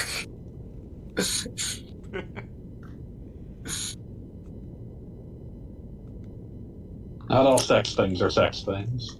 Yeah. It's from under the sand. Under the sand? Darling, it's better down where it's wet. Wait, no. Down where it's sandier. Is sand wet? Hot new debate topic. We have come to our conclusion sometime.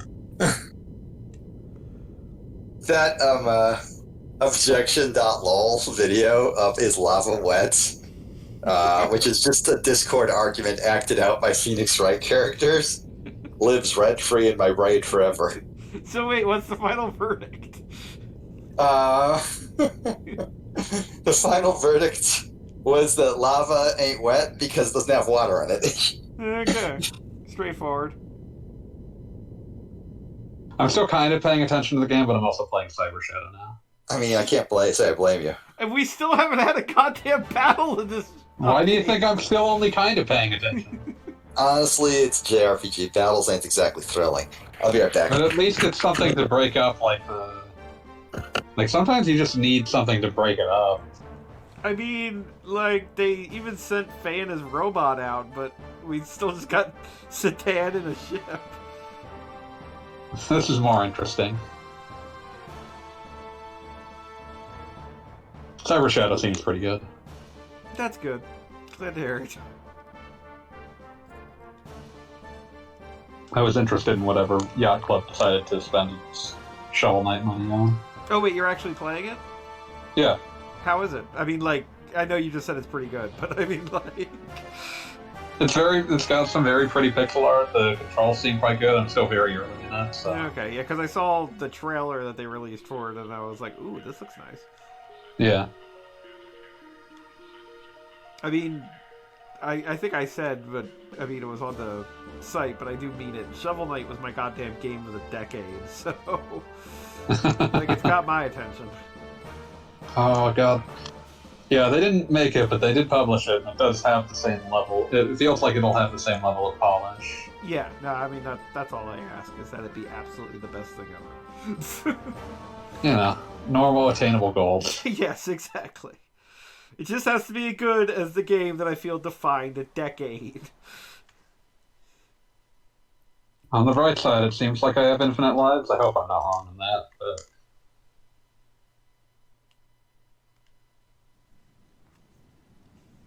Yeah, it's kind of weird how modern games have this weird sort of thing where you might have unlimited chances to do everything, or maybe you absolutely don't.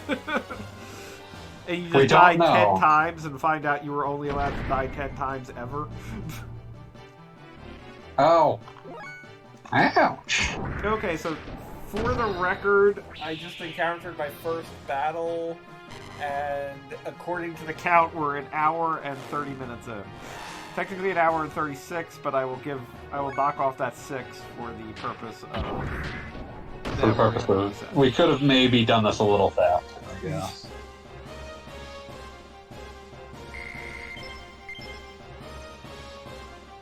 Ow. Is the game physically shocking you? I'm just kind of hoping that, like, Ninja eventually gains the ability to bend his knee.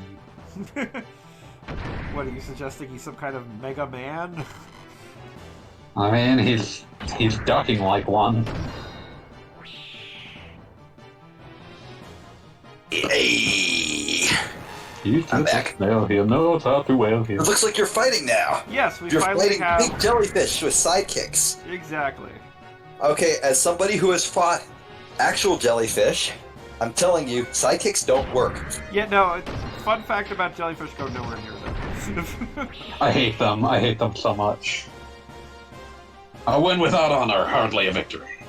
I mean, I'm a guy who grew up at the beach, and just, like, there are a few things that bring fear to be faster than jellyfish. I have like a phobia of them. The very existence of jellyfish puts the fear of God into me.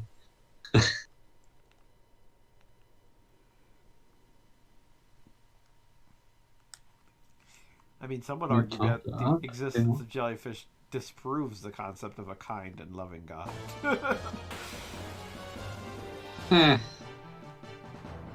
As long as I don't have to meet him, it's fine. Do you know that there are 4 beetles for every human on Earth? Sure, I why think not? it's possible that God made Earth for beetles and not humans. So long as they don't unionize, we should be fine. Curious what you think a union of beetles would do. I have no idea, but I am terrified of the concept. Like, they Wow. would, if there's so many of them, would, like, you know, what are we gonna do? Die. Yeah, I mean, Die that's painfully. what they want. Look, I try to be very pro-union on these streams and also in life, but I'm anti-police union and I'm anti-Beatles union. I mean, I don't want to get deep into it right now, but oh god, I just fell off a cliff because the battle was loading. Where's the sound of my PlayStation? I caused you to fall off a cliff with No, it my wasn't you. It was the game. politics. But yeah, no, I do have to say that police unions are like unions in names only, and I will Oh yeah, absolutely. stop there. But, Yeah. like, they do not operate like any union I'm familiar with. Nope, they are terrible. Hooray, I jumped. Yeah, I need that PlayStation loading noise to make my life better. Just that, like, sound of a disc spinning out. Exactly. I just fall off. Was the Dreamcast the thing that made the most unsettling noises whenever it needed to spin the disc up? 'Cause I think it might have been. The Dreamcast just... Okay, so I got a Dreamcast that was given to me by my grandparents at Christmas. And I played Soul Calibur so hard on that I think it exploded within a week and a half. Like, it just stopped, and it was amusing. My friends, like, watched it just to see it, but what would happen is it would start the little boot, the Dreamcast boot, and it would just... The little ball would bounce from D to R, and then it would be on its way to E, and just freeze there and make this terrible noise. And that was the end of that Dreamcast. And so then I replaced the Dreamcast with a second Dreamcast eventually. And because my one friend had a Dreamcast, so I mostly used his.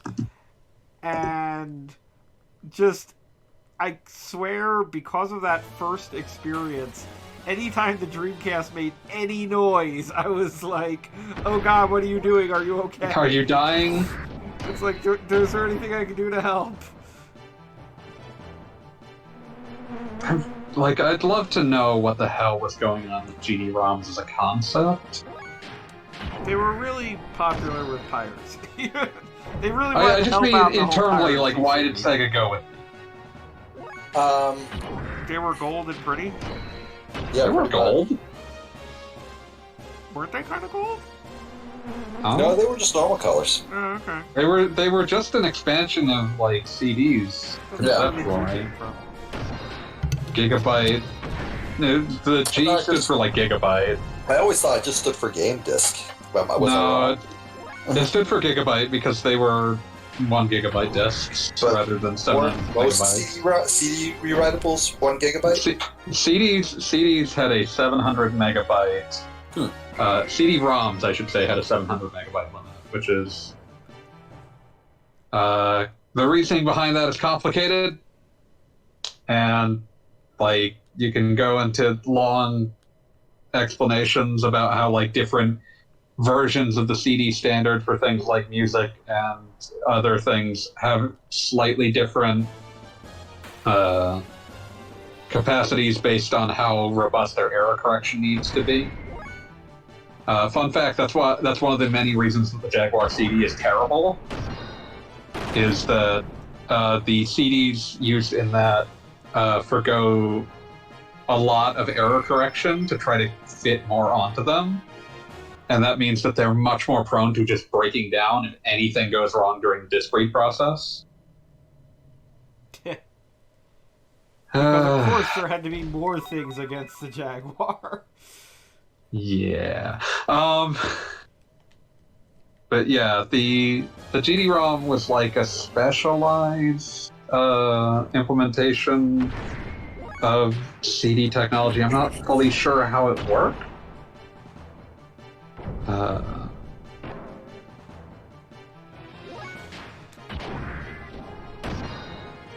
They wanted to make it harder to pirate for them. To pirate by making it so that they weren't just standard CDs. But the Dreamcast had to be able to play CDs anyway, and most games didn't actually take up the full gigabyte. So it was really just kind of poorly thought out to begin with. Yeah, come to think of it, was there a single Dreamcast game that was 2 discs? Shenmue. Shenmue was like 3. Oh yeah. And it had a bonus disc that was just all sorts of weird, unnecessary stuff that nobody The asked Shenmue for. Passport, yeah. Okay, so the GD-ROM in the Dreamcast is a constant angular velocity disk, like the majority of modern optical drives. Okay, I'm going to save before I actually attempt to access this. Wise choice. I'm gonna go save.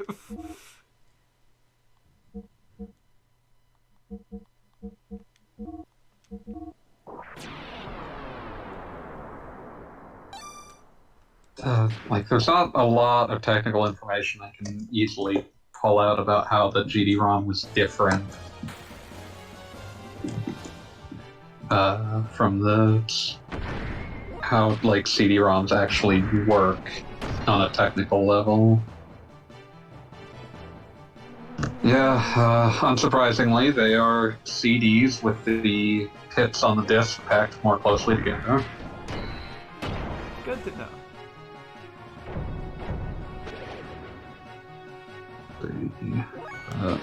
I assume that they were still read by an infrared laser.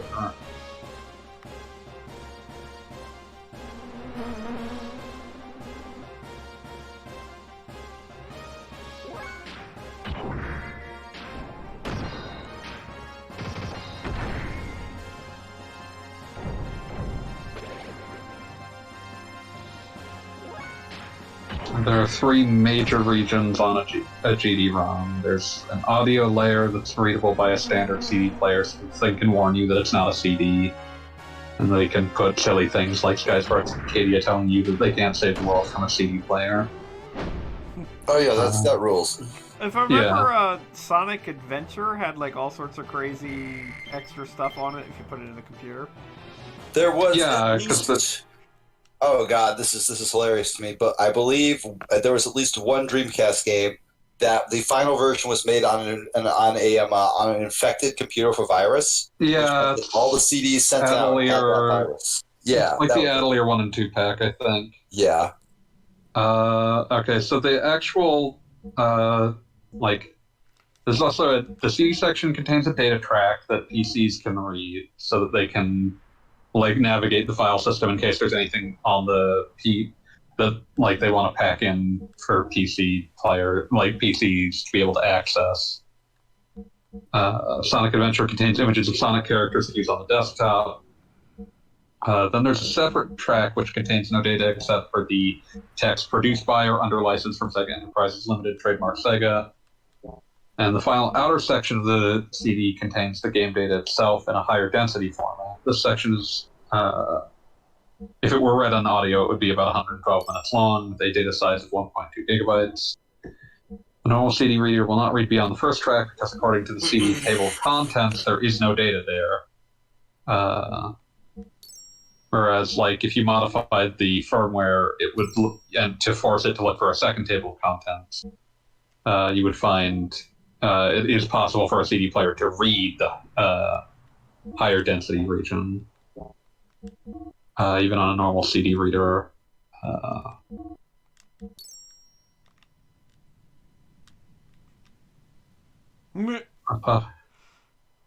I'm sorry. Apparently, I have access to gears I shouldn't have access to yet.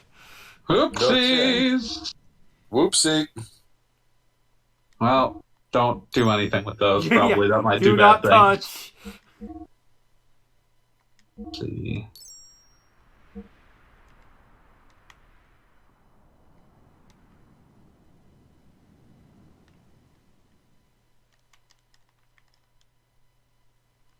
Okay, yes.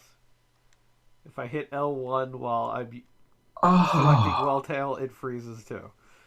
So do not do that again. That's weird. A higher density was achieved by decreasing the speed of the disk to half and letting the standard CD-ROM components read at the normal rate. Is that why it makes so much damn noise?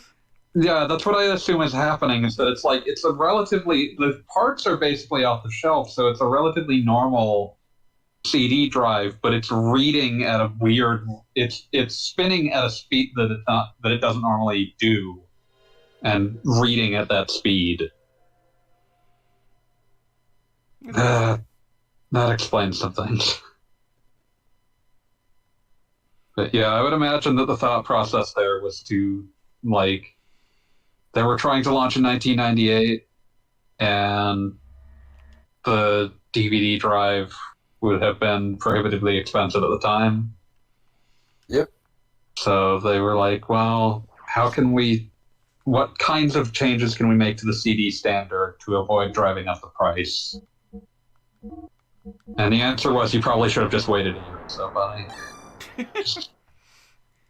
And just put it in put a DVD drive in there, but... Yeah, has anybody ever written a book about the Dreamcast and called it A Series of Interesting Mistakes? Yeah, it's a lot of things that, when you look at why they did them, it's I kind of get why you did this, but this was a mistake. I kind of get it. I feel even though it was even though it was a money loser and they weren't going to be able to right the ship with it, they kind of needed to let the Saturn last another year so that people who had bought one didn't feel like they had been left in the cold too quickly. I mean, it's a fair thought, but would that have done... should they have done that going back to, the 32X? The 32X just shouldn't have happened. The 32X was a mistake. Just a terrible mistake. Like, there was no way to fix that other than to not release it at all. Now, how do you figure? Because, I mean, like, that was... Like, it Because could have been something. it couldn't have, though. Like, do I need to go into, like, technically why it couldn't have, or should I just go into the market reasons why it couldn't have? I think technically it might be interesting. I mean, there's a very good Digital Foundry video where like, the DF Retro guy goes into essentially, like, they go through every single 32X game and how they function. At least a little bit. Like, what is the Saturn do? Not Saturn. What is the Genesis doing? What is the 32X doing? That sort of thing. And if you look at the 32X in terms of how it functions, it's kind of bad at everything. like, not just to be glib about it, but, like, the 32X has no dedicated, like, specialized hardware for producing 2D or 3D graphics. So trying to get it to do either makes it, like, prohibitively slow. So, like, you'll see 32X games that are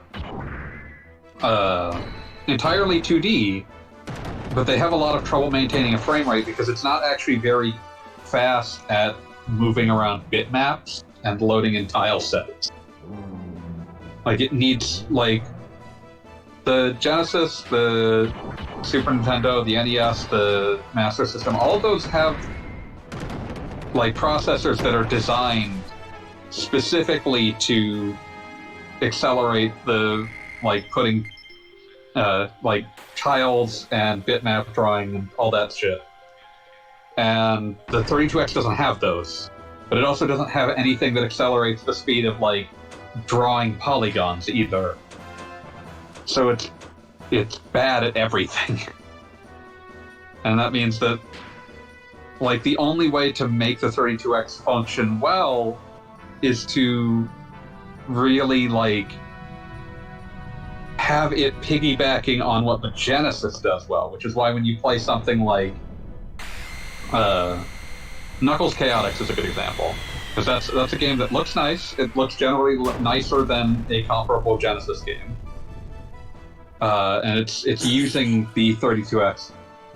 The Genesis is drawing all of the backgrounds. The it has the spare bandwidth to just draw the backgrounds. Because the 32X handles, like, half the music track and all of the, like, character sprites and animations. Because if you tried to make the 32X do all of that on its own, chances are it would just slow down horribly. And that would be, very bad for a Sonic spin. So what you're saying Like, is it can't handle blast processing? It can't. Yeah, pretty much. No. Like, it was a fundamentally flawed design, and I don't think that there was a reasonable way to fix it. It really wasn't. Like, even if we allow the idea that another Genesis add-on made sense in 1995, then we're still running into, like, that add-on itself was a bad. Which, by the way, I never heard a definitive answer on this. Was the Sega CD in any way a success? Like, did Really? Sega feel like it had revitalized the system, or was that just kind of like, no, this didn't quite work out?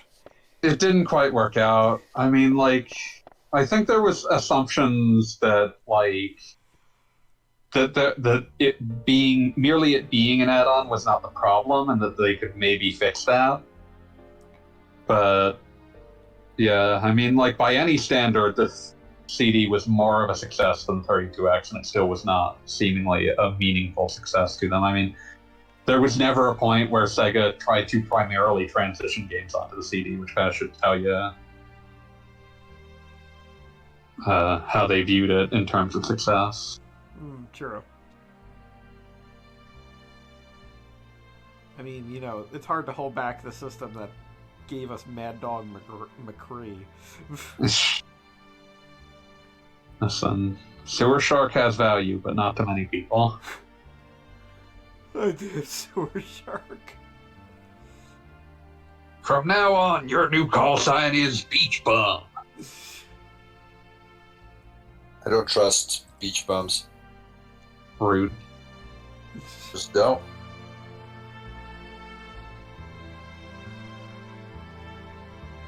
Sewer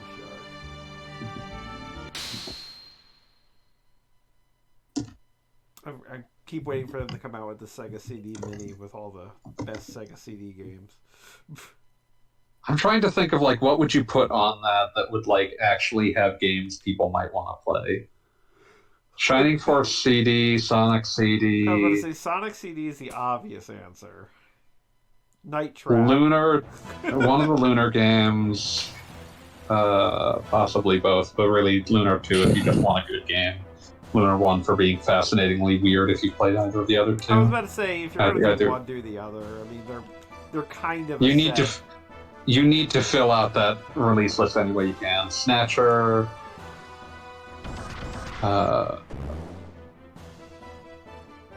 Popful Mail? I like Popful Mail. Oh yeah, now Popful Mail would be a good choice. I mean, that's particularly something that I feel like, particularly if you're going with the working designs version, you kind of need save states for. Yeah, well, there's no other version in English anyway. Final Fight CD is a pretty good port.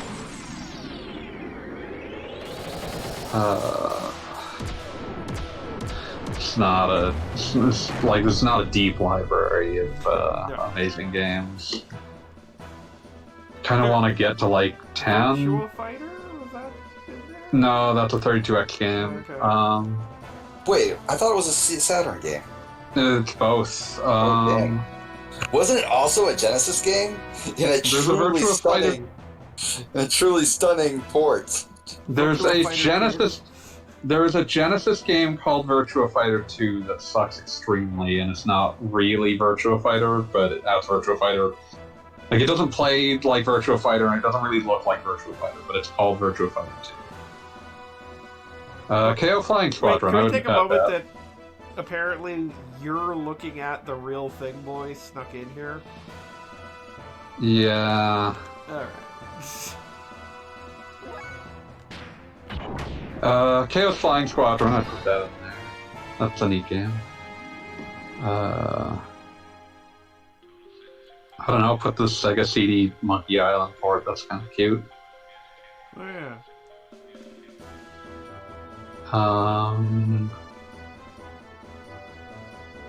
Good of Monk Island. The Spider-Man game on that's Robo-Less. That's a pretty good shooter. But the Spider-Man game is good if you can somehow swing that in there.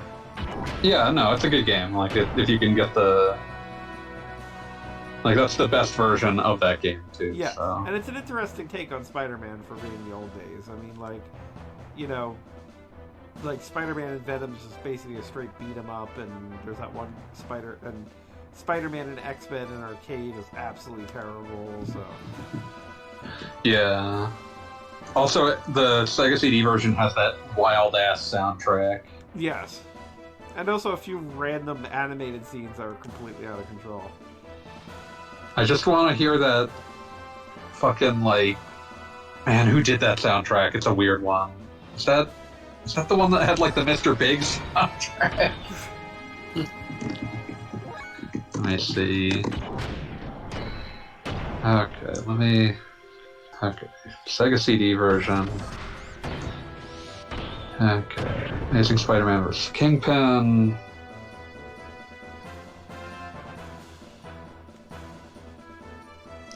Okay, an original musical score by Spencer Nilsson and the Mr. Big rock bands. There you go.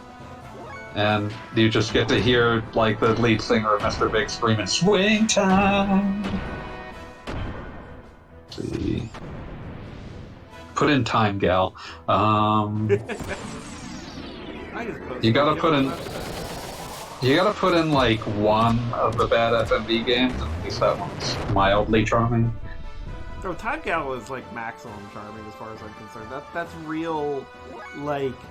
There's actual animation happening. I was about to say, yeah, there's actual animation. It's also like straight up, like that one era of anime where like it was just balls to the wall. Like she's chibi now, who cares? Live with it. You can just have like extreme silliness at all times, Yes. and it doesn't matter. Yeah, like if I was just gonna put in like one FMV game, like if I wasn't doing anything ironically, it would be that. Yeah, and then ironically, I do feel like Sewer Shark would have to be involved. Yeah, Sewer Shark is the one that I would put in over something like Night Trap or Devil Switch or whatever, because it's actually not available anymore. Like, they keep ironically re-releasing Night Trap, so it's like... Yeah, Night Trap is truly bizarre in the lengths they have gone to make sure you can still play Night Trap. Well, I mean, Night Trap is important. Let's not... It's important, claim but that at the it same isn't. time, like, it's also very available at this point, whereas Sewer Shark is not. Yes, this is true. But yeah, going to lengths to preserve Night Trap is important because, you know, what it did, and it is kind of the game that, like, by all rights should never exist, complete with, I'm not even certain, you know, like, we've got actual actors in that. They probably had some sort of crazy contracts. Yeah, well, I mean, it doesn't help that, like, the lead has been dead for 20 years. This is true.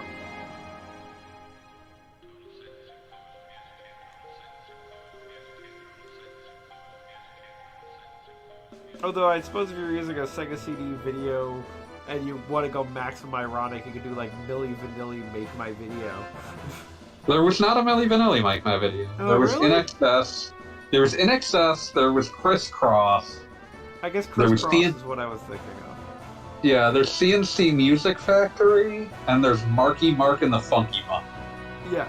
I believe I have the ones that are not the factory, but I've got the other three. Power Factory featuring CNC Music Factory is one of the most bizarre artifacts I've ever seen, and one of the most horrible things I've ever done to a fellow human being is force them to sit through all of the FMV from Power Factory featuring CNC Music Factory. Oh.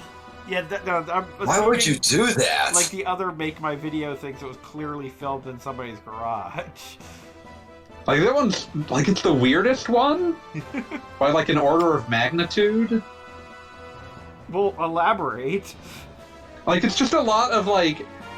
the name Power Factory refers to, like, you keep getting all of the FMV scenes take place in, like, a literal music factory where, like, dudes are in construction outfits hitting CDs with hammers. And, like, it's like this weirdly self-aware game where, like, at this point they had realized that the Make My Video gameplay was baffling to all humans. And so all of the FMV footage where it's instructing you on, like, what you're supposed to make in the next music video, like what footage it's expecting you to put in, are always like, this guy wants you to put in, like, footage of someone brushing his teeth. What is wrong with him? And, like, that's the Sometimes- entire game. Sometimes you just really want to like brush your teeth for a little bit. It's cool. And it's just like every character in it is consternated by what is happening in it, and every so often you're like marauded by the bosses of the music factory who start like yelling nonsense at you. It's definitely the weirdest of the Make My Video games because it's the one that was made seemingly with the most permission to point out that the concept didn't make any sense. I mean, it's kind of funny to think about the state of gaming with the Make My Video thing, because that Make My Own Music Video is probably a pretty easy sell in the early 90s, mid-90s, whatever. And Yeah. then you see like what it actually is letting you do, and it's like, oh, you have a video sources of the original music video and two like looping banks of stock public domain footage. And which, mind you, if memory serves, in at least one of them, part of the public footage available literally includes Martin Luther King giving his speech. Yes, I that's Have a in Dream that. speech, which is kind of Yeah. like, not necessarily something you need in a Marky Mark and the Funky Bunch Like, video. maybe don't mix Martin Luther King's speech into the music videos of a man like convicted of a hate crime, but yeah, it was weird. But then the fact that they then video game it with like videos of people saying, "Hey, I need you to include more polka dots. I love those." Yeah, like, or you didn't really need to do that. And like they were so limited, and there was like this very clear it became very clear over the course of making these that they became aware that it was impossible to enjoy these unironically. Because like as they be like the first couple, like they're silly, there's definitely camp in there, but they generally sort of act like okay, the thing they're instructing you to do is silly, but like the joke doesn't go further than like that the request is silly. And then the further you get into these like once you get to like the third and fourth, it's like the thing that they're asking me doesn't make any sense, and I'm the presenter who is talking to you, the player, is very confused as to why I have to instruct you to do it.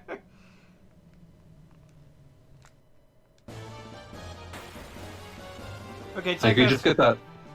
Okay. Fanboy, do me a favor and check that strategy guide. What are you supposed to do after you beat Ellie? I just want to make sure I don't go through this dungeon for no reason. Okay, boss fight, at least. Boss fight. Okay. What about... Okay. Faye leaps off a cliff. Desert floor. Did you already do that? That doesn't seem right. No, I just beat Ellie, so...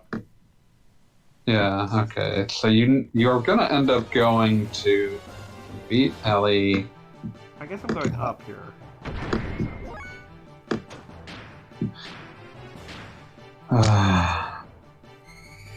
New business needed with the repair bot. Be sure to tune up after those step battles. So, memory cube, blah blah blah. Hop up ledges to the east, head west over a chasm, continue jumping on ledges to reach so we're the still cave going relax. through this cave, okay. Yeah. Which, by the way, we're almost 10 hours into this game, and I like that I don't think they've given us a full gear party for a dungeon yet. You've had a full gear party for a boss fight, but I don't think for a dungeon. Yeah, no. We definitely had that fight back on the ship. But it's solitary, and the gears are so weirdly claustrophobic in this game. I mean, like, I vaguely remember this, because I remember not liking the gears, but, like, it's totally, like, okay, now we're gonna fly? Is that gonna be fun? But it's totally one of those situations where every time you're in a gear, you're, like, nervous because you have to manage your fuel and all that shit. Yeah. Oh, this classic trope. One thing I'm noticing while watching this is just that what was I going to say? While watching this, one thing that's sticking out to me is it's like generally trying to sort of intercut multiple like scenes and plots together more than a lot of RPGs would have at the time. Yeah. Yeah, well, like when the party is split, it tries to do like the TV or anime thing of like actually trying to interweave two plots that are supposed to be happening concurrently. I don't think it does a great job of it, but it's interesting that it's trying. It reminds me deeply, and it's probably not a coincidence that there was staff involved there, but it reminds me very much of Final Fantasy VI and how they'd often little bit go into, while Edgar is doing this, Sabin is doing this. Except that, like, FF6 usually made longer intercuts, whereas this is, like, often very quick cuts to, like, and this is what's happening here. Briefly play as this other character to activate a scene so that you can see what's happening.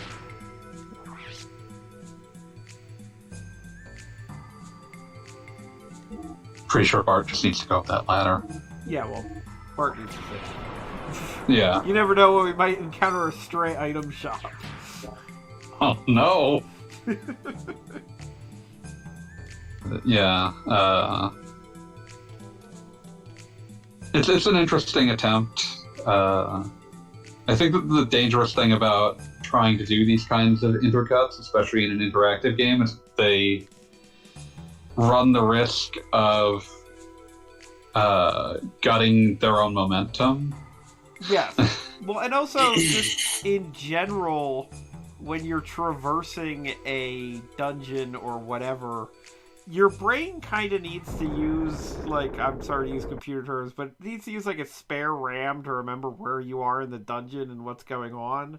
And Like, navigation takes a lot of brain space. Right, and particularly the old PlayStation games wherein one room looks like the last room, and you can't quite tell if you've actually made progress, or if you've been here before, and that kind of stuff. Like, I literally just had you check the strategy guide, because it looked like the boss fight deposited You might be back walking in backwards. exact same room, yes. But I wasn't, so... Yeah, it's just one of those things, like, I kind of get where they were going for this. I don't know if, like, it was possible to do what they're trying to do better than they did it, but I don't think that it fully works either. I mean, I for what they were trying to do, I don't think it works particularly badly, if it doesn't particularly work, to say that. Like, I mean, at least, like, this isn't like a World of Final Fantasy situation where I'm like, oh god, they're doing this again. Like, they're doing this, and it's, like, not bad. But it's not good. Yeah, I'm not saying it's a total misfire. I don't think that... I feel like the reason to cut between these stories is to promote the sense of urgency of both stories, and I'm not fully sure that I think it succeeds on that front. But... Yeah, well, I mean, they absolutely, and this is what I was talking about earlier, they absolutely established the fact that this is a huge war, and there are multiple fronts, and you just happen to be participating in these little parts of the plan. But the way that it fails is, unfortunately, they're doing this full battle at the point where you have 3 playable characters. And it's really hard to believe in these, like, extra, like, pirate mooks who are on your team. And, like, the idea that there is a huge war going on here is a little bit, like, you're kind of expecting a lot out of, like, yeah, the sense of scale doesn't quite work out. Yes. Like, they do a lot to make it seem like there is something happening here, but they're really, like, overstretching there. And also, I guess we just... God, I'm barely remembering this. They... Well, let's just leap out on the spider copter. Yeah, well, I mean, like, they set up this battle complete with giving you a bonus save point. And then I guess you're gonna leave with a spider copter, and then the spider copter breaks. This is just bonkers. That's the way that it breaks is so cartoonish as well. Like the helicopter. Like it's just off. like, oh, Acme spider copter just blew up in Wiley's face. It's like, all right, we're doomed, and we're saved, and we're doomed. Son of a sandworm. Are we doing the Big O thing here? Big O. No, the butler's got a killer crab. Crab battle. And just, well, I guess we're just leaving now.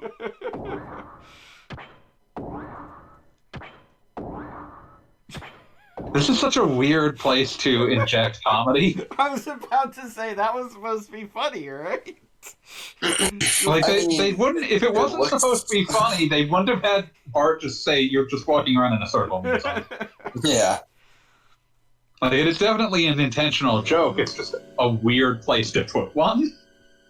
If there's one thing I've come to accept from most JRPGs, it's that they have an understanding of what jokes are, and have heard jokes before, and have seen jokes before, and, like, intellectually they know what jokes are. They've never heard of timing, though.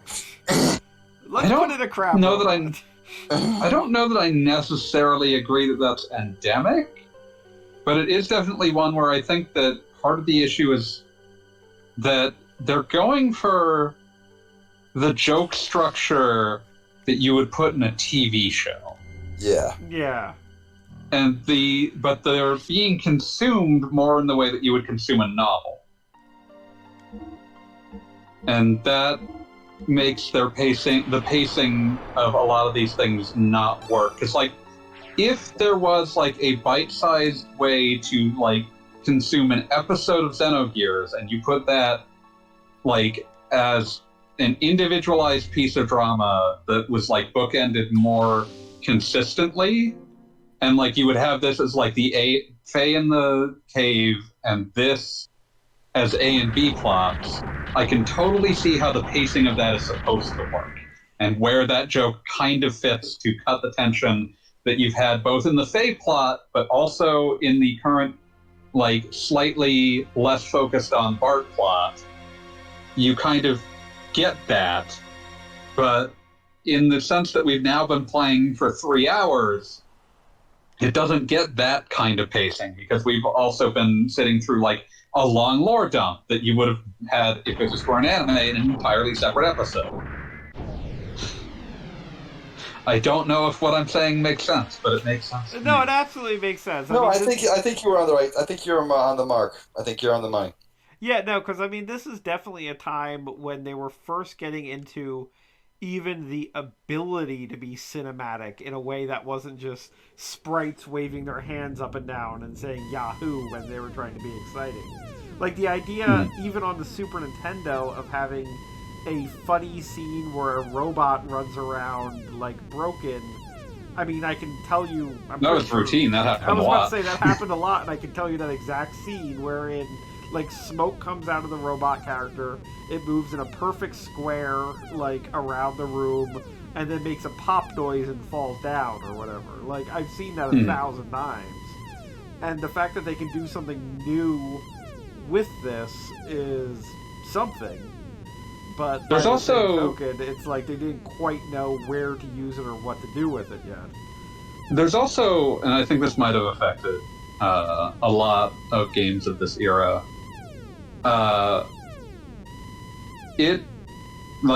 This is a thing that showed up in a lot of ways. 3D games are just slower. Yeah. Like they're just always slower in some way or another. And so, like, on the page, if you were describing a comic relief scene from a 16-bit RPG, you can, like, you don't have as much animation going on, but you get the joke across in, like, a Chrono Trigger or Final Fantasy VI or whatever. You get the joke across real quick. And it's just a short thing, and then suddenly you're moving on. But because of both the camera angles and the speed at which the game's moving when it's doing that, like, spider tank sequence, the joke is on screen for long enough that you process it, but you still kind of, like, it's still on screen after you've processed what's happening, just long enough before you get, like, the assurance that, yes, this is supposed to be comedic, that makes you kind of second-guess it. And, like, the timing of jokes is much harder, because, like, they didn't have experience making a lot of these kinds of 3D RPGs, so it's like, you maybe write that on the page, and it's like, this will be a quick, short comedic thing, and then, like, it takes a whole minute to deliver. And it's like, oh, that didn't quite work out the way I expected or intended it to. Yeah. Yeah, well, I mean, that is a big thing that you're talking about there, that the person who wrote the scenario where Bart does a funny thing probably had no real concept at this time how long it would take or what kind of resources it would take just for Bart to do a funny thing, and how long that would actually appear on the screen. Because, yeah, I would actually assume that they probably essentially only had, like, stage directions. I wouldn't imagine they were doing something equivalent to, like, a storyboarding of these scenes. Oh yeah, no, I mean, robot runs in a circle probably was not storyboarded in any way. It was just simply robot runs around in a circle. Yeah, which means that because of that, you get even less of an idea of, like, the time and physical space. Like, if you're doing, like, a storyboard, you have to draw enough drawings to communicate that you might get an idea of how that's going to work in like you still have to make some mental leaps, but you might get an idea of how that's going to work when it's animating in 3D. But I would imagine this was just on the page. Yeah, no, I'm sure it was. Yeah, just and never mind the fact that, I mean, obviously, like, to compare video games to Hollywood, I mean, there's very much the concept in Hollywood of a script being, or even the video being punched up after it's been filmed or whatever, where basically they can just have somebody overdub a line because they realize it's lagging in some spot or whatever. And you just super can't do that in games. Yeah, and in a video game, it's like, you want me to code in what? It's like, Bart just needs an extra piece of dialogue here. Just create an dialogue box over a black screen where he says, like, wacka wacka wacka. Yeah, it's like there are ways to make a game engine maybe capable of doing that, but they sure weren't going to be able to do that. The practices were not in place to make that easy to do on PS1. Yeah, and whereas there might be play testing to make a certain thing happen, it wasn't ever like a, I want to say, what's the word I'm looking for? Priority, wherein, like, if somebody's playing and they find a glitch where a character doesn't spawn, that's one thing. If somebody's playing and it's like, this joke doesn't land quite right, it's like, do you think they're going to go back to the drawing board on that? Like, it's one joke in a 40-hour game. Like, yeah, it's like... Some of them just aren't going to work out like we thought. Yeah, no, inevitably. Oh man, I forgot about Vanderkaum here? Yes. Vander, what now? Is that how his name was spelled? Vanderkaum? Vanderkaum. Yeah, I forgot about that boy entirely. I definitely remember his character portrait, because he's just a big bald dude with a blue cross on his face, but like, I don't remember his face in this plot at all. Yeah, well, and he is one of the few characters that also is deeply returns in Xenosaga, because you kind of can't get over a dude with a cross on his face. He's like, being a dude with a cross on his face is kind of like, makes him a perfect communication of like half the aesthetic of the franchise, so...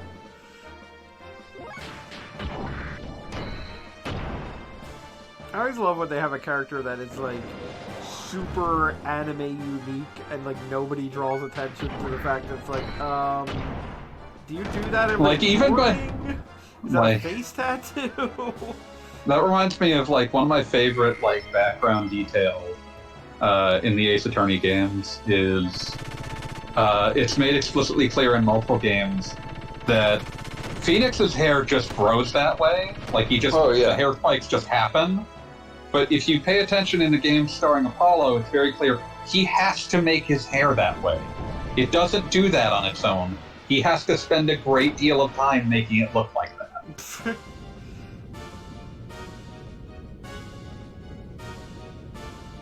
was one of my favorite, like, ongoing concepts to differentiate the two characters, was that aside from both being very interested in, like, defending people that had no one to help them, the implication, like, Apollo was in every way meant to be Phoenix's opposite.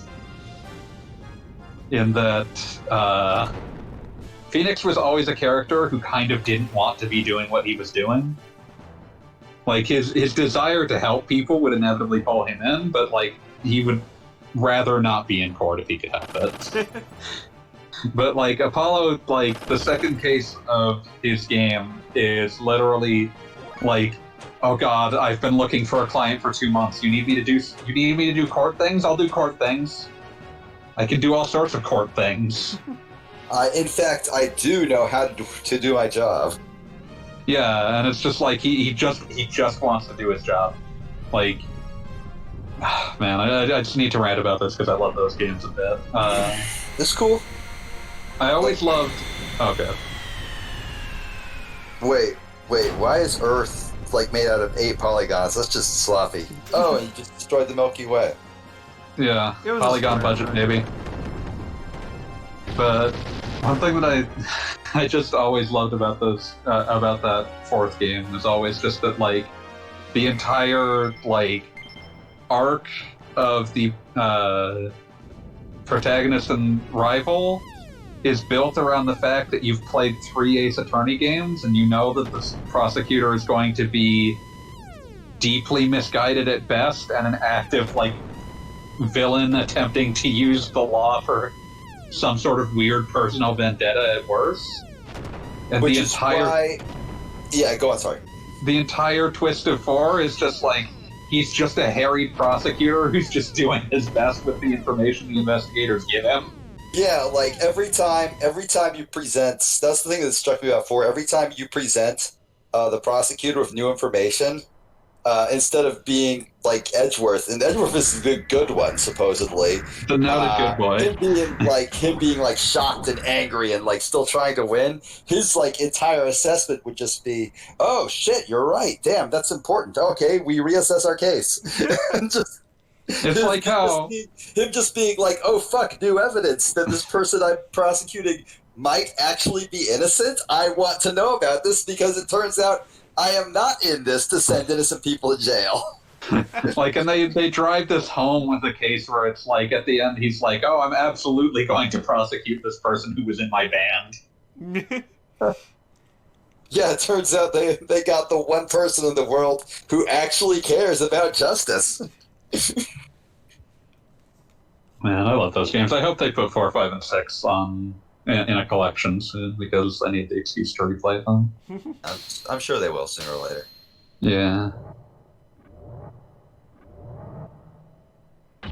Oh, spinning.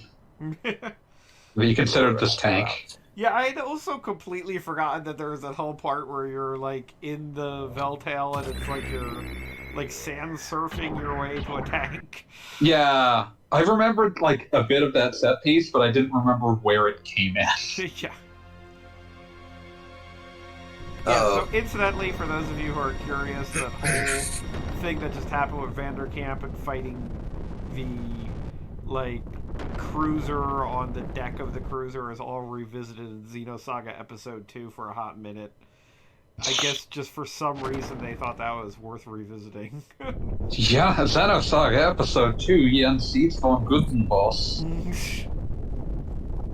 I love it when Japanese games force you to learn German. Welcome to the Xeno franchise. Well, at least it wasn't named after... At least it wasn't... Like, I always felt a little off-put by the choice to name... To subtitle Xenosaga Episode 1 after, like, the one that got re-edited by Nietzsche's Nazi sister. Oh, dear. Oh, yeah, no, that is absolutely a thing that happened. Yeah, The Will to Power was supposed to be, like, his, like, magnum opus, but he completely cracked in the process of writing it. And, Sounds bad. And, If I think so. sometime during either his, like, ignominious end in an asylum or after his death, his sister essentially became the executor of his estate and sort of just re-edited a bunch of scraps of his stuff and released it as The Will to Power, but it was, like, transparently, like, well, she was the real, supporter of the rise of the Nazis. Turns out she was really into Nazi shit in the most literal possible sense. Yeah, and so we got, it always, like, the phrase, aside from the phrase The Will to Power being a little concerning to start with, Yeah, absolutely. it always, like, unsettles me when I see references to that one in particular. Yeah, absolutely. Oh, hey, you just did a Kamehameha. Yeah. Or a Hadoken, whichever you prefer. Pick your poison. Shinku Hadouken!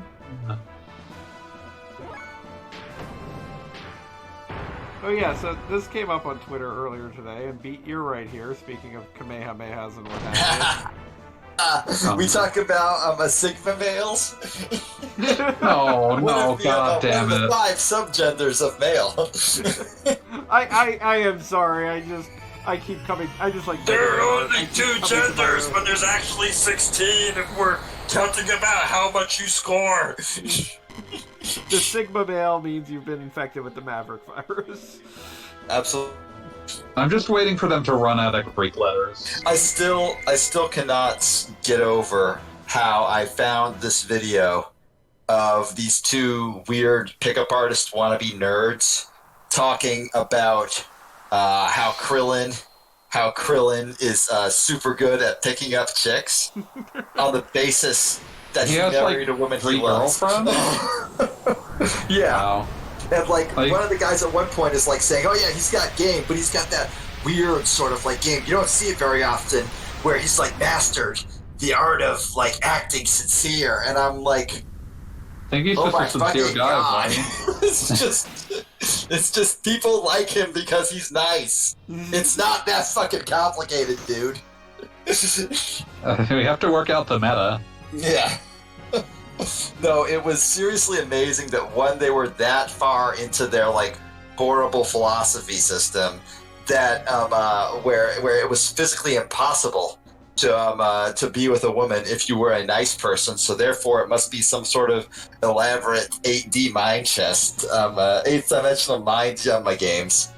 And two, the fact that they were talking about Krillin from fucking Dragon Ball. He's a good guy.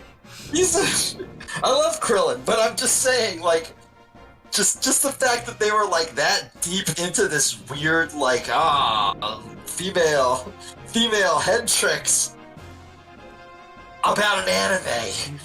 It's so bizarre. It was so fucking funny. And that's why all those guys will forever be just the funniest shit ever to me, because they're just so misguided and so fucking stupid. I mean, so it's the typical, they have a philosophy, and it's a really limited philosophy, but they still it's very obviously wrong, they so try to to support fit it, the entire world must be into continually recontextualized. Also, damn, this is some serious slowdown. I mean, I assume that was kind of inevitable. I was about to say, it might not even be slowdown. I think they're just trying to be dramatic. Possibly, but it looked like slowdown. It looks in some places like they're just dropping frames. Doth now desire the power. It's one of those things where it could be dramatic, but it could just as equally be the PlayStation's processor cooking itself. Maybe they're dramatically having the PlayStation cook itself. There you go.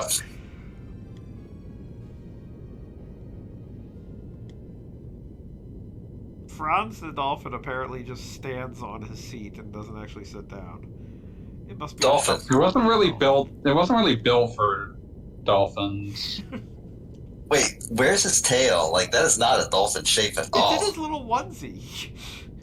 So is he all curled up or something? Because dolphins are longer than that. I mean, it's possible. They also usually don't have feet, and this one does. I mean, I assume he's got like some sort of robot like prosthesis thing going on there. I assume.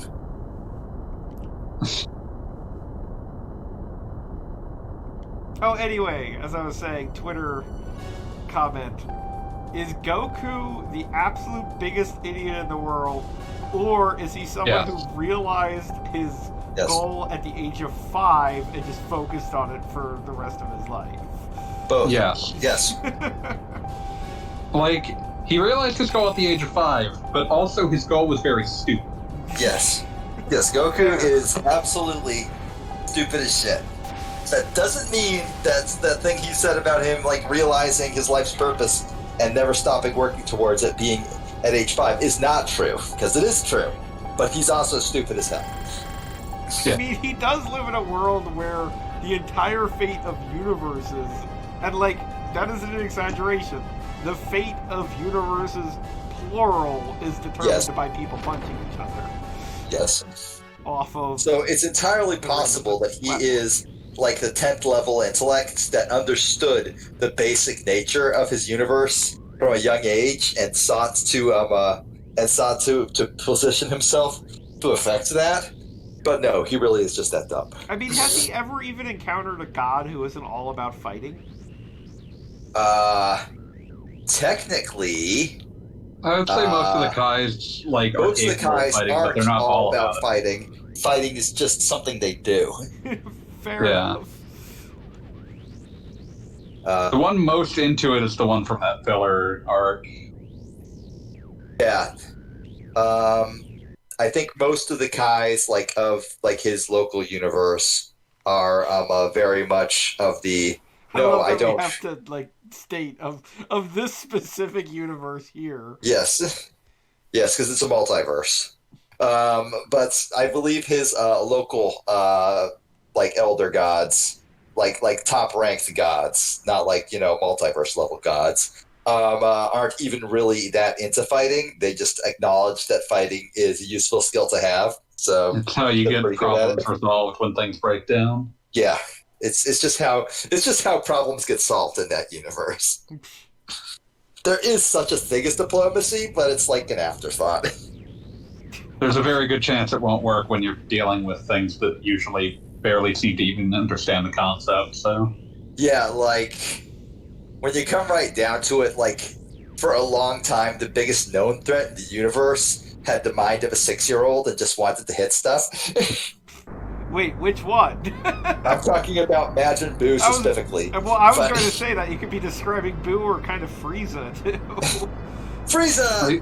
Frieza's more like the mind of a depraved 10-year-old. Yeah, Frieza is like a 10-year-old edgelord. His mom let him watch The Matrix when he was too young. No. So that's all he thinks about. In his little hover pod. In his little hover pod, yes. I can just imagine him demanding chocolate milk from the hoverpod. Give me chalky milk. I earned it. Frieza wants milk. Also, I'm now thinking about how Goku and Clarence Beef Tank would get along. Also, I'm reasonably certain that Frieza's race is single gender. Yeah, it's just Frieza race. There seems to be no indicator that isn't the case. Yeah, we've never seen one that is not. He has a father, but not a mother. They just come up with a cold pun and call it a day. Yeah, pretty much. Yeah, he has a father and a brother, but no maternal figures. All the other members of his race that we're aware of are male, or at least identify as male. They probably do both. I'm reminded of that one fucking episode where they have Bulma asking Dende where the women Namekians are, and he's just profoundly confused as to what the hell she's talking about. Yeah. It's buddy, I don't know how you guys do it, but we spit out an egg. We shoot egg from our mouths. Yeah, we just spit out an egg from our mouth. That's the way it works for us. Don't ask questions. Thinking about Beef Tank. Beef Tank is a wonderful and precious soul. Precious Beef Tank. As we fight an actual tank. No, I'm thinking about Beef Tank too now. Beef Tank is a good boy.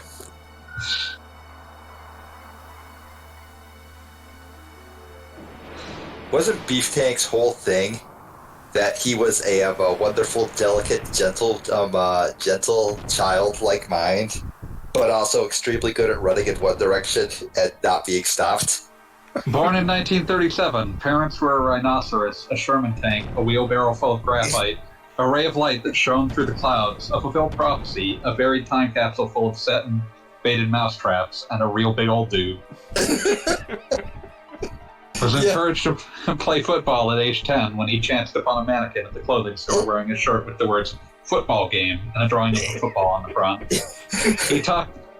He talked to it for hours, and it never told him he was too round for this world, or that he shouldn't eat the plastic bologna rings. Played college football at DeVry, where he studied poetry. He finished with a GPA of reddish-gray. Disliked taking the subway, not because of any particular phobia, but because whenever the car stops and nobody gets off, he feels terrible for the train operator. Refers to liquids in plural, i.e. a glass of milk is a glass of some milk. Other things. That makes sense. Beef Tank was a precious, precious child. Okay, I have dug up Sean Baby's writings on Butterbean. Oh no. Oh, God. This is now the Sean Baby love group. Yes. No, we were talking. We were doing John Boyce before. Yeah, we were doing John Boyce earlier. Now we shifted to a slightly different. So go ahead, by all means. Can I just say, just in terms of the game itself, I'm really appreciating this giant robot at this ship, ship wheel. Yes, the giant helm for the giant robot. Yeah, like that owns. That's an incredible image. Okay, here we go. Butterbean is a 408-pound boxer who appeared after a bowling ball and a murderer made a wish on the same land. He's a fearless, necklace sphere who, starting at the end of 2005, casually punched a dump truck's accident's worth of trauma to anyone dumb enough to get into the ring with him. Of the 15 big man victories I mentioned earlier, Butterbean was responsible for 8. So at this point in history, he and Bob Sapp held more freak show wins than all other humongous men combined. They're, with almost mathematical certainty, the only 2 400-pound men who can win a fight against an average-sized human. Let's see, skipping down a little bit here.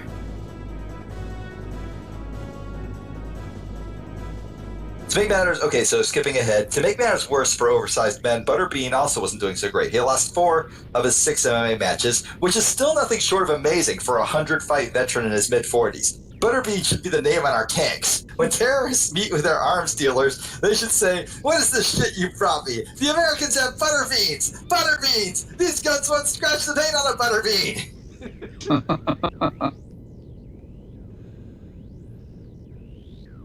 Butterbean is cool as shit. Just a gigantic round dude going in there and punching people unconscious. There's a very infamous story involving Butterbean in the WWF. Is that the one where, like, they said, he's gonna do we're gonna make these wrestlers do a real fight? They did. They made the wrestlers there's the Brawl for All. Oh, God. Which was like a series of unscripted matches with no determined winner. And I believe technically participation was voluntary, but they incentivized, like, if you win, you get, like, actual prize money.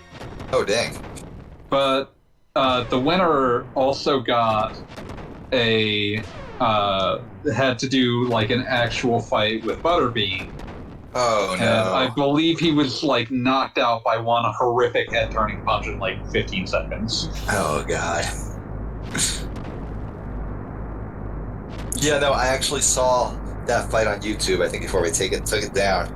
It was just, like, this wrestler just sort of like, just, like, you know, trying, like, circle to Butterbean, trying to, like, remember everything he could from his, like, 2 minutes of MMA classes, and then Butterbean just wham! God. Yeah, like, the fight, quote unquote, lasts only 30 seconds, and it's basically it was just basically Butterbean walking up and punching the guy, and then it was over.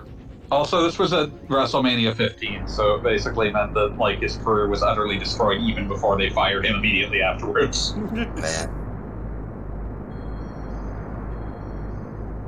Rip Bart Gunn, the less remembered of the Smoking Guns tag team. I think Billy Gunn ended up being the one that, like, I think Billy Gunn's career ended up getting destroyed by being the target of one of The Rock's most famous promos, actually.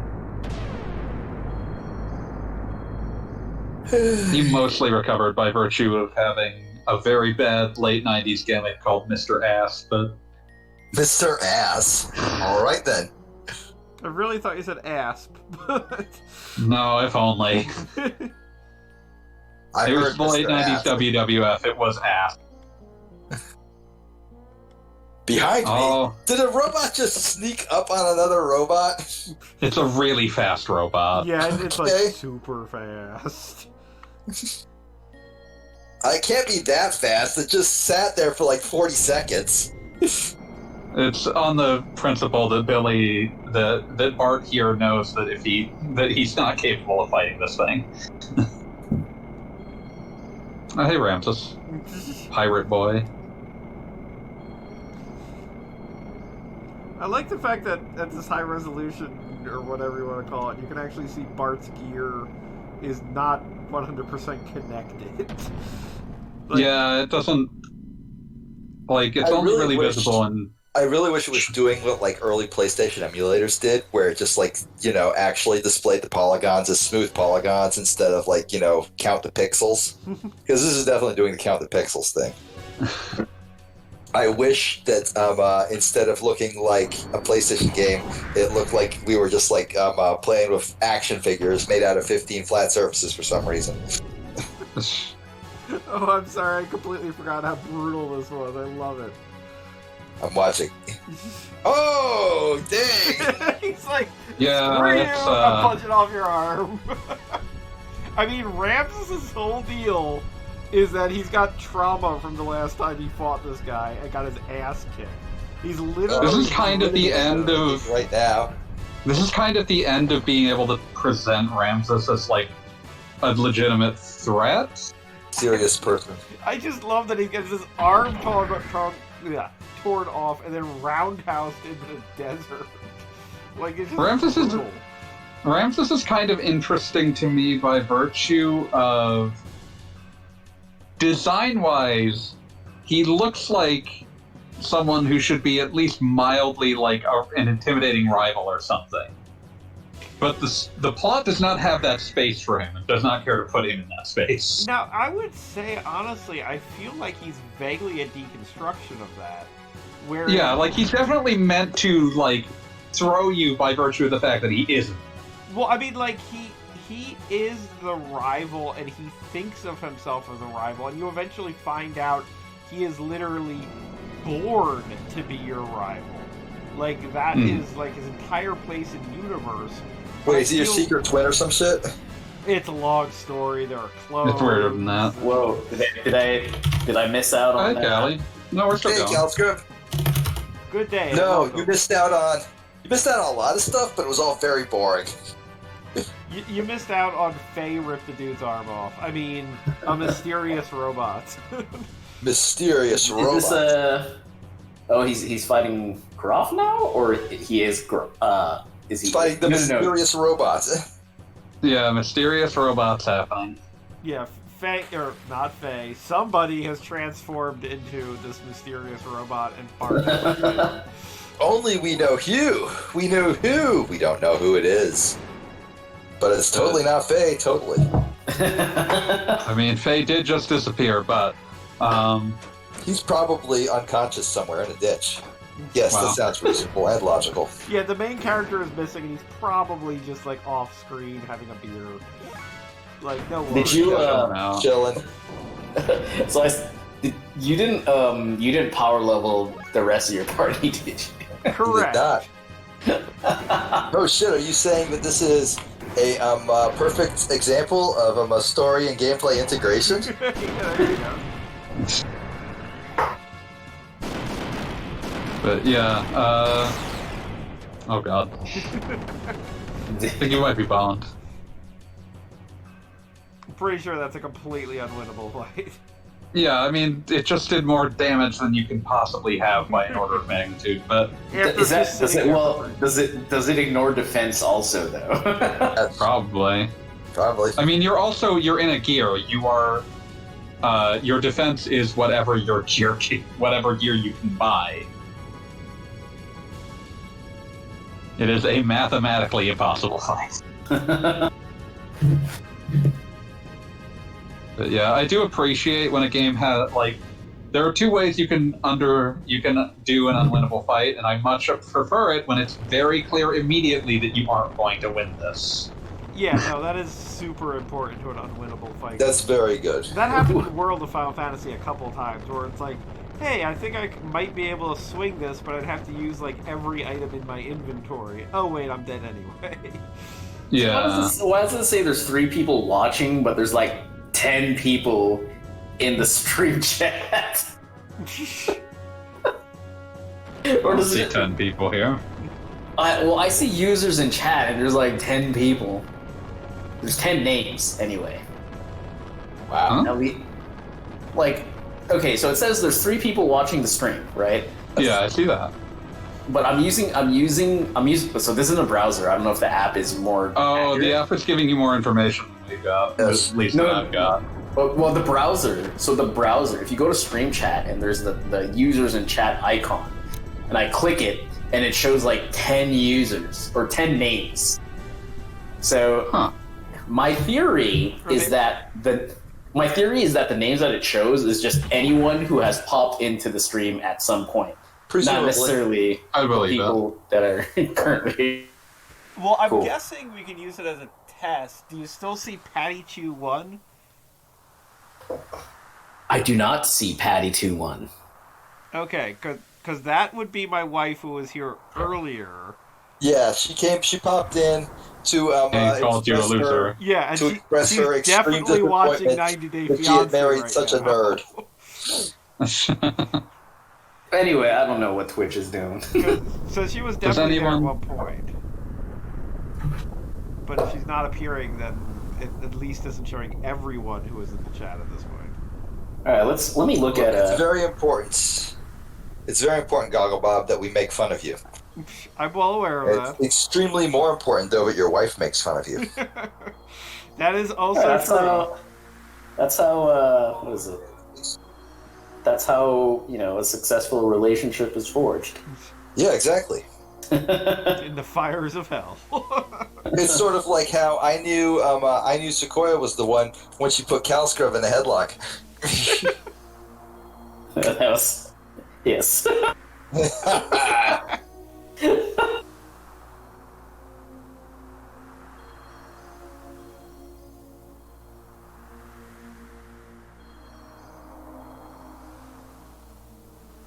She always threatens to do it again. Because she knows she can. She knows she can't be stopped. She just sees you and is like, yeah, I'm gonna wreck that, get that nerd.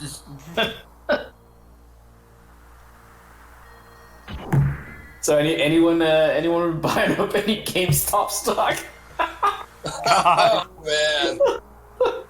Like, on one hand, I think that's the dumbest shit ever and I'm mad about it.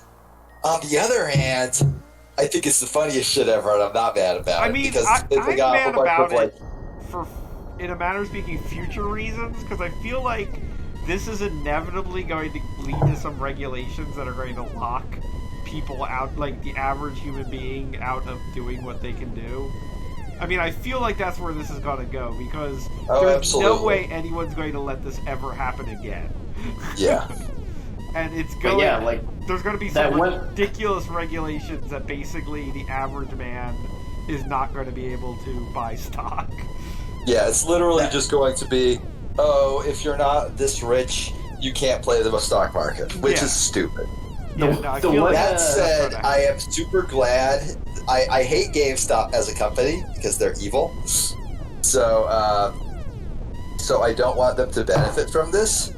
But I also hate the stock market as an entity. So I love this. I love the fact that like all the like actual like day traders and stuff are just getting wrecked by a bunch of nerds buying GameStop stocks.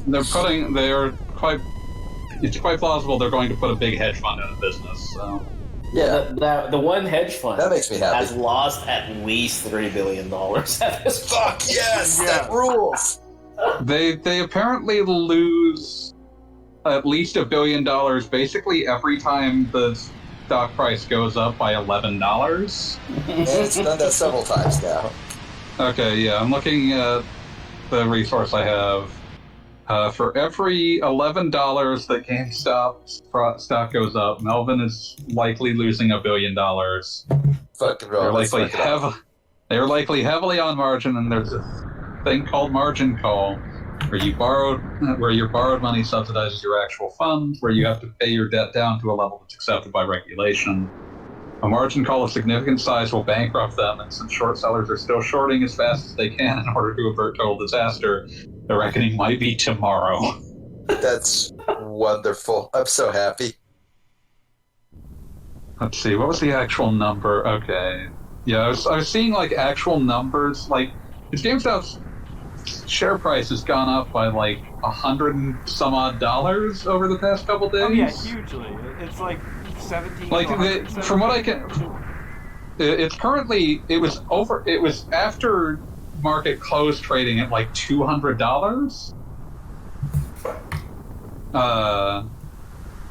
So like the amount of money they'd stand to lose is somewhere like in excess of $10 billion.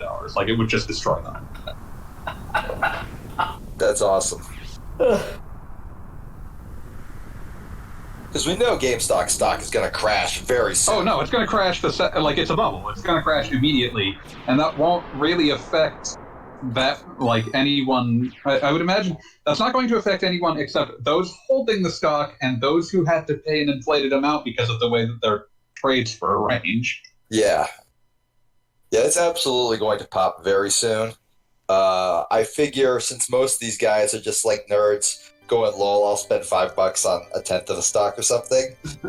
They're all going to be like, well, lol, I lost $10, but it was a laugh, whatever. I mean, a lot of the people who bought a shit ton of stocks are going to drain a shit ton of money out of a hedge fund. Yeah, like a lot of people, a lot of like weird nerds got rich very quickly. The so nerds who got, I suppose, the nerds who got really rich were already kind of rich to begin with. I mean, yeah, like if you had that kind of money to blow on stock, if you can blow that much on just gambling GameStop stock, then yeah, yeah, absolutely. But it is weird to see something that like might count as a pump and dump and might not, but it would be difficult. I would call it a pump and dump. I would not call it anything. I mean, I don't mean that like what they're doing is absolutely a pump and dump, but whether it counts like in a way that you can prosecute for it is another question. I was about to say that legally, I mean, this is something that I'm vaguely familiar with. I mean, to be clear, not a lawyer, but this is something that I'm generally familiar with because I'm on the periphery of this. But legally, there are not words to describe what happened here. Like there, legally, a pump and dump requires like specific kinds of conspiracy, basically. Right, and there's nothing that exists that says a bunch of nerds on the internet got together and decided to do this. Like, there's no because like there was nothing binding their fortunes together here. Nothing like, binding their fortunes together. Nothing really like driving anything about this. Just this is a crowdsourced effort, which means that it's like at any point it could have failed. By virtue of the fact that at any point it could have just never gained steam. Right. And they can't stop people from just doing this, because that's called stock trading. Yeah. Yeah. It's funny about how... Oh, I was just going to say, this is exactly what happens, in a manner of speaking, under normal, like, stack when, you know, Apple announces a new iPhone or whatever. It's just a matter of, in a manner of speaking... GameStop itself didn't do anything. It's just that a bunch of people basically decided that we're going to make a GameStop bubble. Is going to do something. It's like, okay, this is a fun thing that happened a while ago. When Pokemon Go was released, Gogglebot. I am 100% familiar with what you're about to say. That basically, okay, when that got released, Nintendo's like net worth jumped by like $50 million, I want to say. Yeah, it was a huge amount. Their stock price went up a bunch. Yeah, the stock price went up a huge amount. Only thing is, though, Nintendo is not the developer of Pokemon Go. They literally had nothing to do with it. It was the Pokemon Company and Niantic, I believe. Niantic. I mean, on one level or another, they do have something to do with it because they have a controlling stake in the Pokemon Company. But like they did not like actually. They did not develop it internally. It was not developed internally. They don't really have. They are very much just an outside party going, huh? That's weird. Yeah. So afterwards, it dropped like again, but it didn't drop all the way. So they basically just took a nice little chunk of change. We're like, all right, I guess we'll just. I mean, it didn't drop all the way because it's not like they're not affected by a Pokemon. Yeah, it's not like they're not affected by Pokemon Go. I mean, you can justify it any way you want, but the legitimate thing that happened was a lot of people. The legitimate thing is that, of course, like the stock market reflects. Yeah. The legitimate thing is that the stock market behaves on the basis of what people paying into it think it's doing. Right. And that's one of the most hilarious things to me forever is that if you have bad stock news or good stock news that you don't want to make a huge splash, you announce it on Monday. Because this is a true fact, this is being confirmed. The market moves more slowly on Monday because everybody's like, fuck, it's Monday, I gotta get back to work. You're just not as up to speed as you will be later. They're just not as tuned in as they'll be on like a Wednesday or something like that. On Monday, they're all just sort of like, I need my fucking coffee. I'm not awake yet. so the stock market moves slower on Monday. So all like big changes are just a little bit muted on Monday. It's not a huge Just that amount, little bit of extra but it edge. is a measured and tangible amount that we can confirm. So here's the funny thing. So like, all right. So what do you guys think about TurboTax? And you can be, well, I guess you're on stream, but don't worry about hurting my feelings.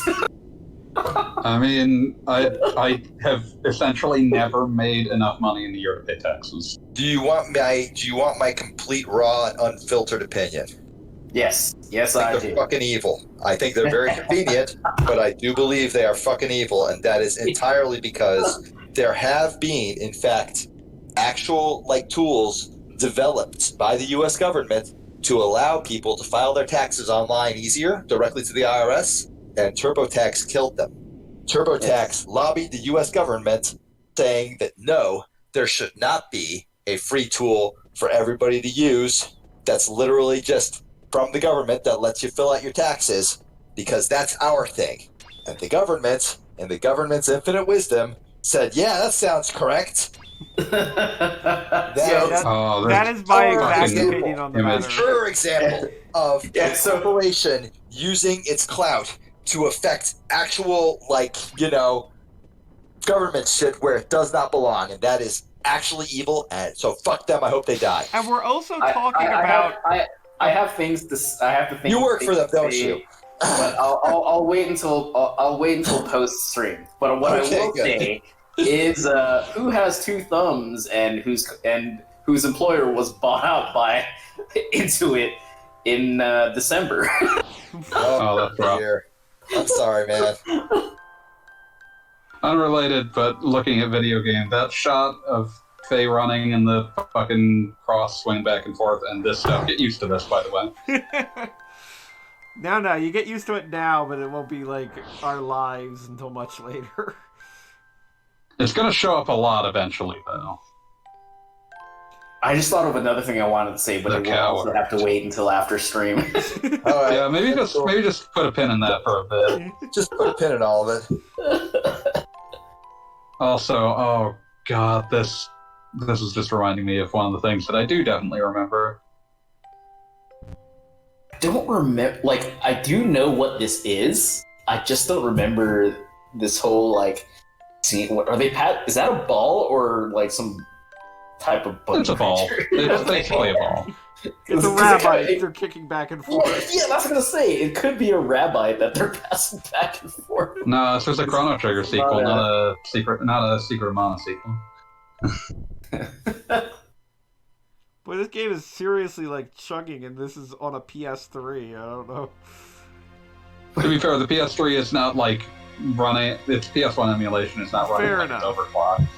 But yeah, so one thing I can say is that so prior to sometime in 2020, I could have said that this is legitimately like maybe the only non-evil company that I work for. And it was until it died. Hey, dude, like, I get it, man. I got laid off from the only semi-non-evil company because of COVID, and I'm still mad about it. Because now I keep looking out there, like, at the like options. I haven't even been like job searching this month because I've been too busy trying to like repair my busted house. But Man, it has when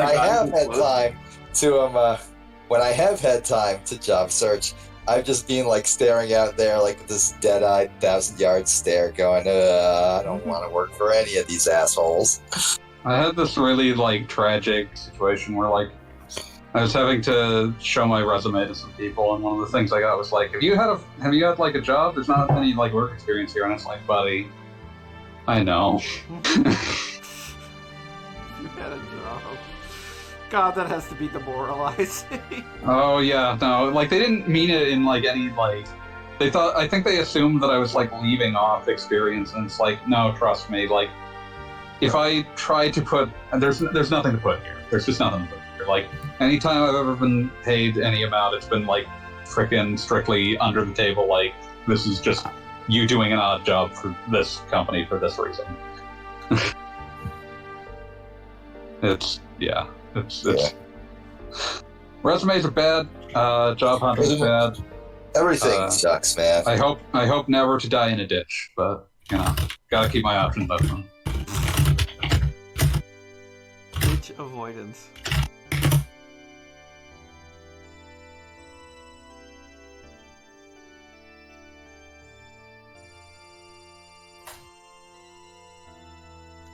I didn't mean to kill the conversation. I'm sorry. No, you're good, man. You're good.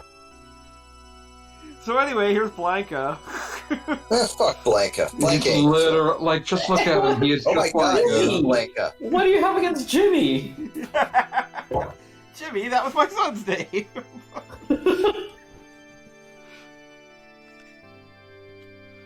Fei Fong Wong. Oh, yeah. I didn't know his middle name was Fong.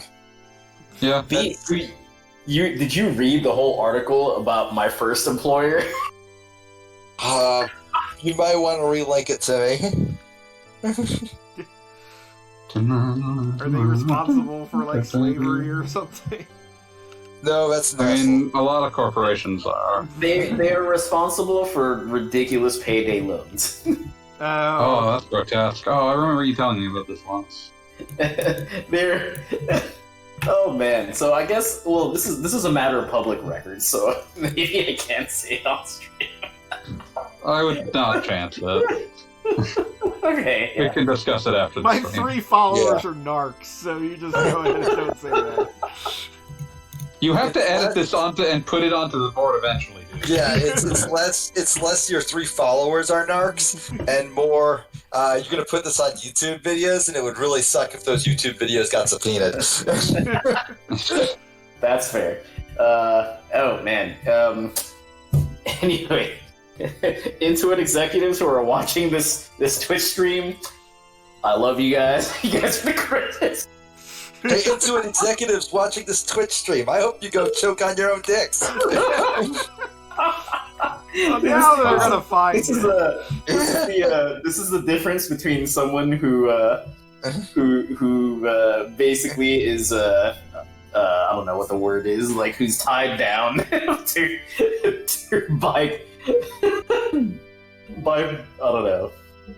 So, I'm just going to bring up what's happening in the game for a bit, because now you're trapped in fucking Fight Club. Fight Club. Well, I think it is 11:30, and we obviously just Yeah. ended the last big section of the game. Yeah, so so like we're Yeah, just, this is a good place Fight to Club. yelling start random off. shit. again next time.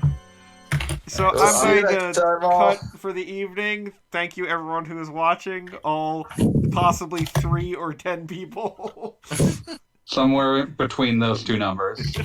but Okay, no more I'm than gonna- 10. Woo! So I'm gonna post.